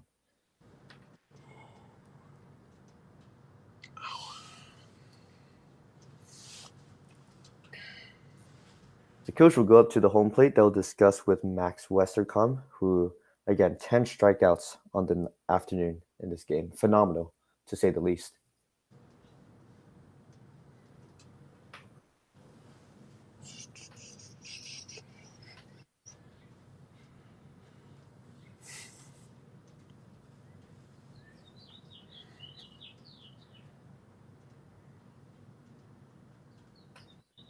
So Westercom will still stay in the game as he faces against the other pitcher, Braden Grass.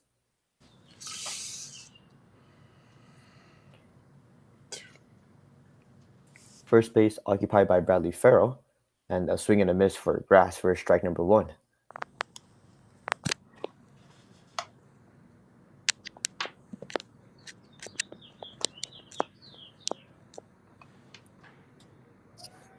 Second pitch is right down the middle, in for strike number 2. For Grass, 8 RBI is a team leading 5 doubles on the year. Swing and a miss once again. Get him out for strikeout number 11 on the afternoon for Westercom. Yeah, it sits down the right fielder and Grass there. And then now the pitcher, Colin Ward, steps in here, trying to get a rally going, 2-out rally. Strike, as you said, Mad Max for University has been absolute electric so far, 11 strikeouts. That one up high for ball number 1. For Ward, a strikeout and a ground out so far in his 2 appearances against Max Westercom. Swing and a miss once again. And that would bring up Farrell tried to steal second, but couldn't get there in time. That'll bring him back to first and a 1-2 count for Ward. Yeah, because the Satellite's got a hit and run going on right now, where we got a speedy runner at Farrell and a pretty good contact hitter on Colin Ward, trying to get some kind of life on the offensive side of the ball today, where Westernham And is got him not, looking right there. not having it. 12th strikeout of the day so far here. Put up a dozen for Mad Max. 1-2-3 inning. Get him out, and without going to the top of the 7th. 4-0 lead for University. Absolutely. And we'll be right back after this commercial break.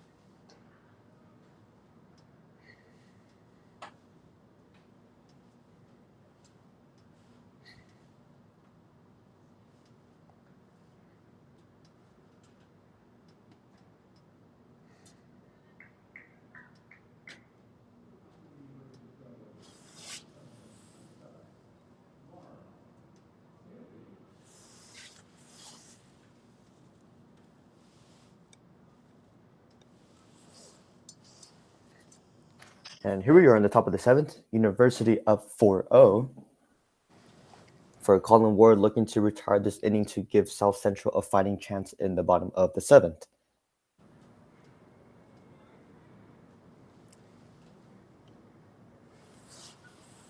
Leading off is Hamby for University. The junior second baseman, 400 batting average on the year. A flyout, an RBI double, and a strikeout for Marcus Hamby so far in this game. Quick 2 balls from Colin Ward will raise the count to 2 balls, no strikes.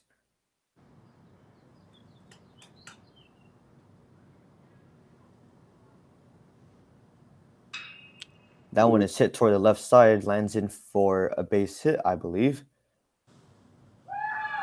And what a play right there. Just not able to get it in time. Goes into second is Hamby.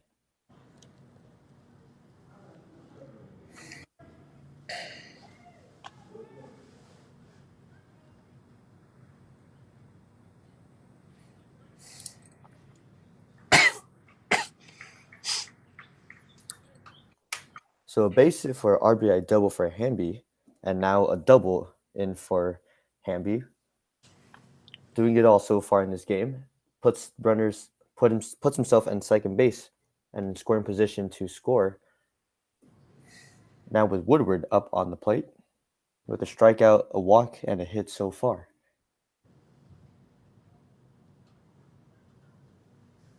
.357 batting average for Sam Woodward, the sophomore center fielder with 10 hits, and second on the team in RBIs with 9 and 2 home runs so far.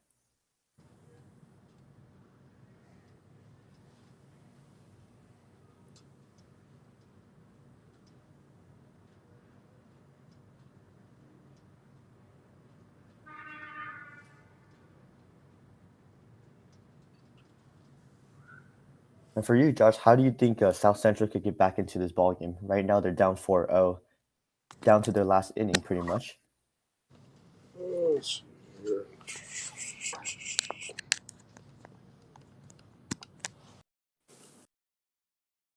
They just gotta get a rally going on the defense and hold here on the defensive side, and then get a rally, get some hits going, get some runners on base, and then kind of finish. Because you've seen all day long they've gotten runners, but with Mad Max and University, he's just been putting him down in Houdiniacs all game long. 0-2 the count for Woodward.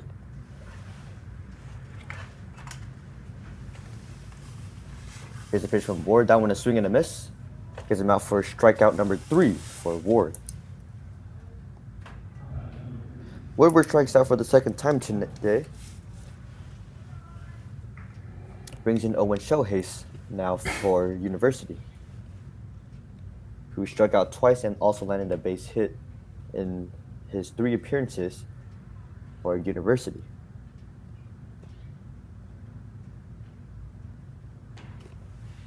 First pitch a little too far inside for ball number 1. Again, you have Hamby on second base right now with that double earlier in the inning. But a strikeout for Woodward brings out the first out, and now Shohei looking to bring Hamby, trying to bring Hamby back home. That went in for ball number 2.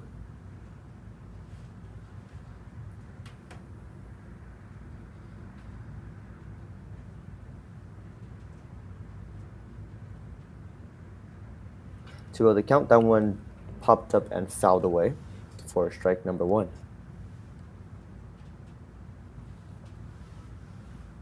Again, Colin Ward, .68 ERA on the year, the best on this team, 17 strikeouts, which will put him as third on the team. Has allowed only 11 hits in 20 innings played. A bunt right there. Can get to first in time? They can't. So that would advance runners to third and first. So Shohei gets another bunt hit, and Hamby advances to third. With only 1 out, that would bring up Burnett up to the plate, who struck out all 3 times.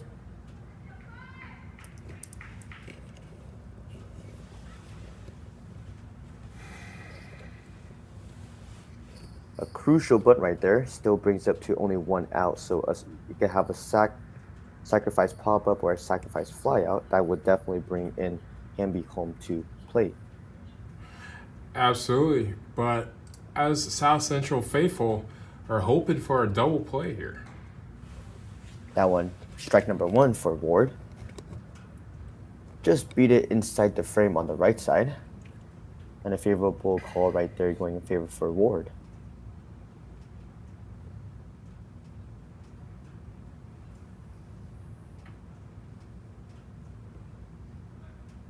Second pitch from Ward, a little too far on the inside. They try to get it to second. They don't get it. So a stolen base right there for Shohei. We'll have runners on second and third. So on that play, Hansel, they're throwing it to the pitcher, trying to get that leading guy off base so they can throw it to third and kind of get that pickle going. That pitch a little too far up and inside. We'll get it up to a 2-1 count.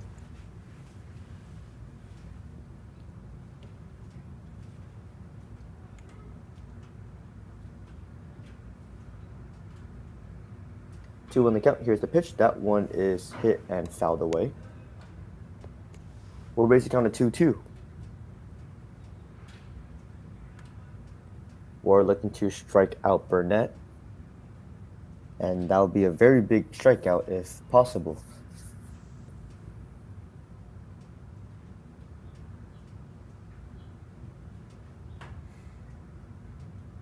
Two to the count. Here's the pitch from Ward. That one, swing and a miss. He gone. Big strikeout there for Ward. His 4th strikeout on the afternoon.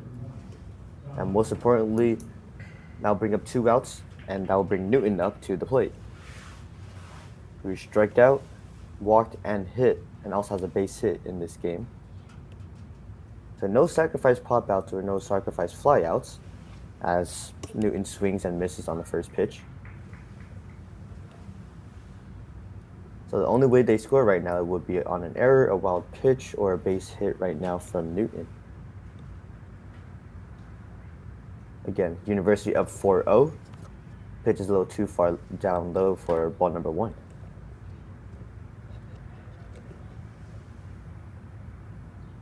Runners on third and second for University.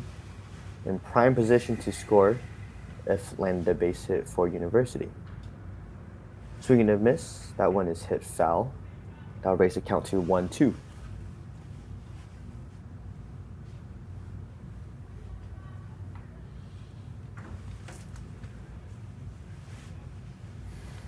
We're looking to retire the inning with runners in scoring position. 2 outs on the board. The count 1-2. Here's the pitch from Ward. That one is landed, and that one lands in for a base hit. That will bring in scores with Shohei and Hamby. And just like that, score is ballooned to 6-0 in favor of University. RBI double for Newton.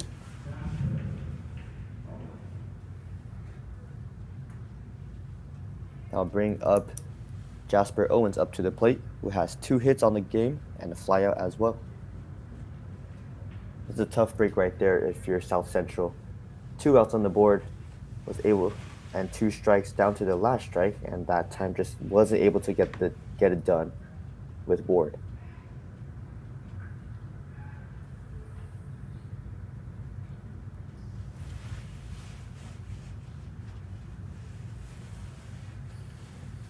Six nothing in favor of University. We're trying to retire the inning with 2 outs on the board. That ball got away for ball number 2.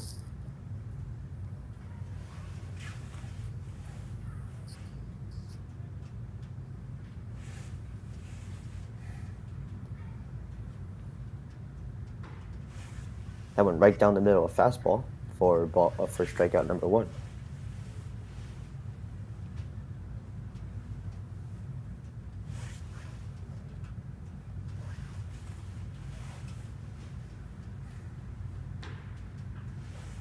Pitch is a little too far up high. That would basically count to, I believe, 3-1.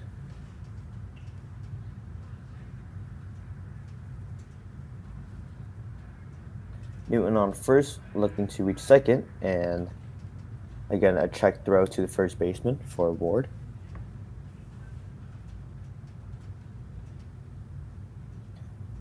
Newton RBI double with that last hit, able to bring in 2 scores home to raise the count to 6-0. Ball number 3 will raise the count to 3-1 for Ward, not looking to walk another runner and put them on base. Trying to retire this inning so far. 2 outs, and here's the pitch. That one up high, and a walk for Owens. Again, it seems like this is the theme for South Central in this game, just not able to complete the task.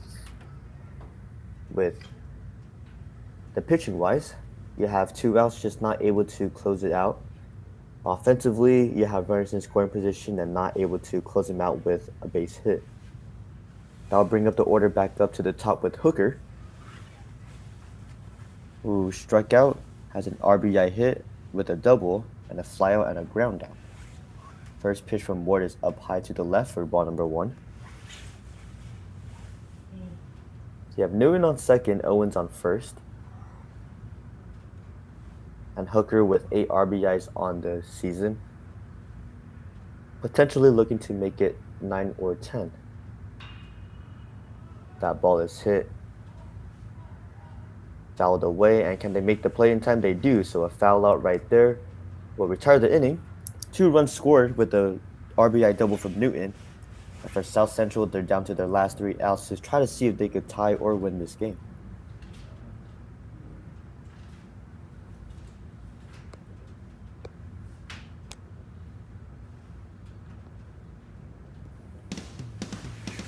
LaPorte's #1 used car dealer, All Star Autos, is a proud sponsor of Riggins Corner Sports Network. All Star Autos specializes in high quality used vehicles and excellent customer service. You could say it's out of this world. They pride themselves on making your car experience as easy and stress-free as possible. You can view the inventory and apply for credit at allstarlaporte.com. They offer financial for everyone, have a large inventory of cars, trucks, and SUVs. So next time you're in the market for a new vehicle, check out All Star Autos, the regional no pressure dealer, and see why we're #1 in used car dealers in LaPorte. And go!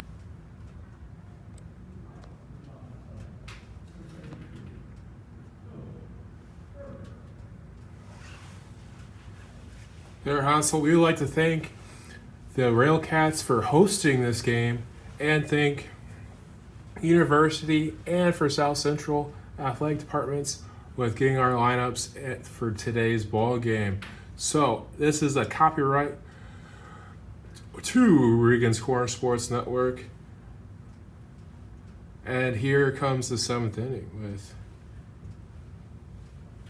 Billy Bird to lead off for South Central. Down to the last 3 outs, looking at a 6-0 deficit. As the first pitch, a swing and a miss for Bird. Strikeout and a flyout for Billy Bird. Another swing and a miss once again. Again, Max Westerkamp, 12 strikeouts, give him a dozen. And right there, give him a baker's 13. dozen right there with 13. like we said, Matt Max has just been dealing with his off speed, with his fastball. Getting these allied hitters who are great hitters throughout their lineups just off balance all day long. So far, unless something drastically changes here in the next 2 outs, Mad Max is our player of the game for All Star Autos there, Hansel. Of course. Hands down, no question, man. 13 strikeouts, has only 1 walk, and allowed, I believe, only 4 to 5 hits on the game as well. So he's been absolutely dealing. I'm running out of words to say for how well he's been playing, as right there, a base hit for Metheny. Matheny with a nice base hit up the middle there, Hansel, and maybe this is a nicer rally with the top of the order coming up.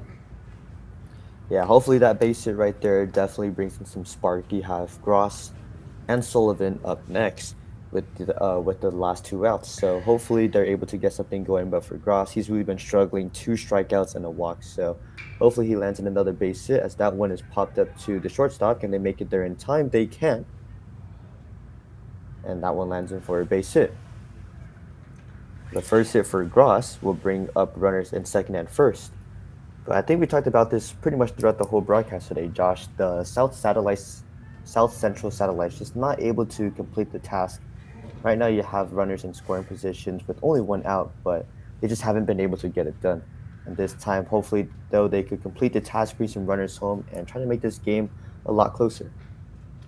I mean, when you have a pitcher on the mound that is dealing like he is, I mean, it's not even a Houdini act. It's just getting out of trouble with his pitches. He's leaning on his fastball to start up the counts, and then once he gets the counts ahead, he's going with his off speed, which Satellites are chasing throughout the whole game, and that's pretty much been the recipe of success for University's pitcher.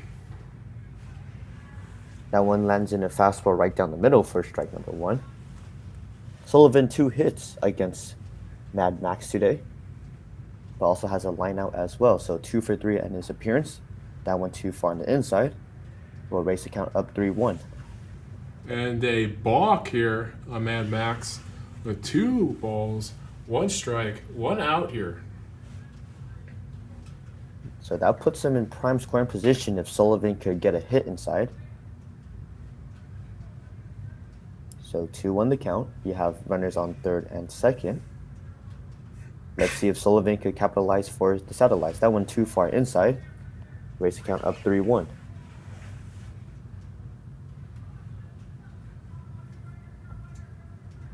Sullivan 8 RBIs on the year so far.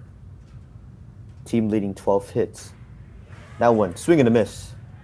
Gets a full count 3-2.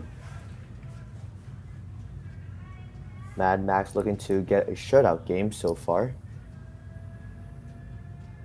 Right now, shutout through the first 6 innings. That one lands There we in go. for a base hit, and that will land in the first run for South Central. Matheny will score. Gross will advance to third, and Sullivan lands in an RBI hit and his third hit of the afternoon. This time couldn't have gone at a bigger time. Absolutely. And do you ride them out here or do you go with the bullpen here? As you see, they have a pitcher warming up here for University. I believe you ride it out with Mad Max. He's got you this far. He does have one out on the board. And I trust with his skill set, his ability to, throw these pitches, I believe he can get it done. Now, however, though, if Gross does come in and score, I would definitely consider the option of taking him out. Absolutely. That one in for a strike. Got him on the low ball right there, fastball. We'll raise the count 1-1. Again, a Baker's dozen on strikeouts for Mad Max 13 on the afternoon. That one gets away for ball number 2 on the right side. Sullivan on first, Gross on third. Honchar leading off with a hit right now. That one again, 2 on the outside. That one wild pitch, it gets away, and Gross will steal it and get home. So a wild pitch gets Sullivan all the way to third. And just like that, South Central puts up 2 runs on the board. Absolutely. And a 7-inning rally starting here. If he walks Hampshire, I might consider pulling him here. Great outing so far. Looks like Satellites are starting to kind of key in on Western House. Here's the pitch and gets it for a walk. So that will advance Honchar to first, and Sullivan right now sitting at third. I definitely do agree with you. I think right now would be the perfect time to take him out. I think the damage has already kind of been done for South Central. Of course, you have the 6 cushion lead now cut down to 4. But again, you don't want to risk anything so far, as you see the coach coming up to the mound. He might be bringing in the righty here. For South Central, this might be a benefit, but this might also be a curse because the way you were kind of lasering into Mad Max, I mean, this new pitcher gets a nice different feel for University.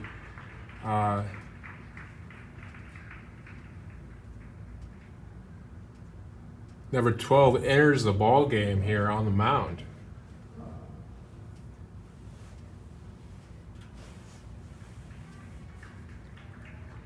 So that will be it for Mad Max.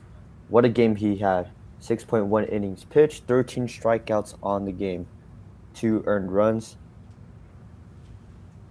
and landed a couple hits, but again, he's just been phenomenal keeping this game at bay for University. However, did allow 2 runs in the bottom of the 7th.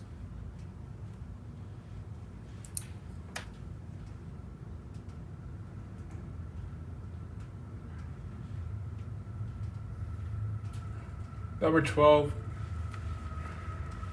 throws his fastball probably in the high 80s. Has a little bit of a changeup. Has a little bit of a curveball. That's number 12, Beckett Suh, the freshman for University.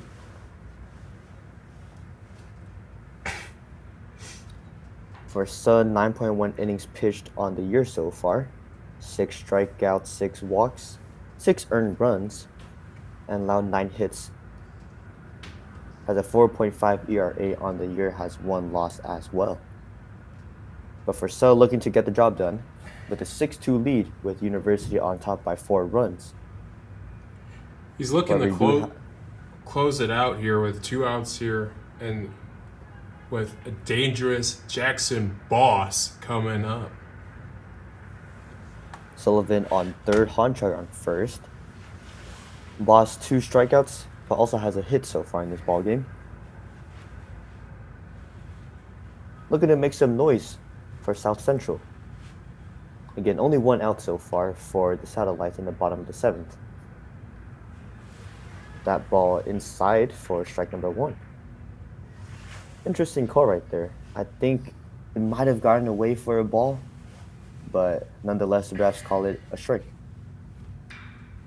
There we That go. one lands in for a base hit. That one lands in. Sullivan goes into home. An RBI hit for Boss. And Honchar advances to second. So just like that, 3 runs put up in the bottom of the 7th. And the game-tying run is up on the board now with Bradley Farrell. With 1 swing now, Bradley Farrell can make this game a very interesting ball game here. After Mad Max had 6 dominant innings here, it is 6-3, looking very uncomfortable if you're a University fan at the moment here. Bradley Farrell up on the plate, 2 hits and a walk. No home runs have been no home runs hit for any of these South Central Satellite players, but now would be the perfect time for any of these players to get a home run. Again, the game-tying hit is now on the plate with Farrell. Farrell lands one down the middle. That one gets to the shortstop. Can't make the double play in time. Can't get to first in time. And that one gets in for a base hit, and now bases are loaded with the winning run now on the plate with Braden Grass. Yeah, the Roosters stepping in this very important spot here.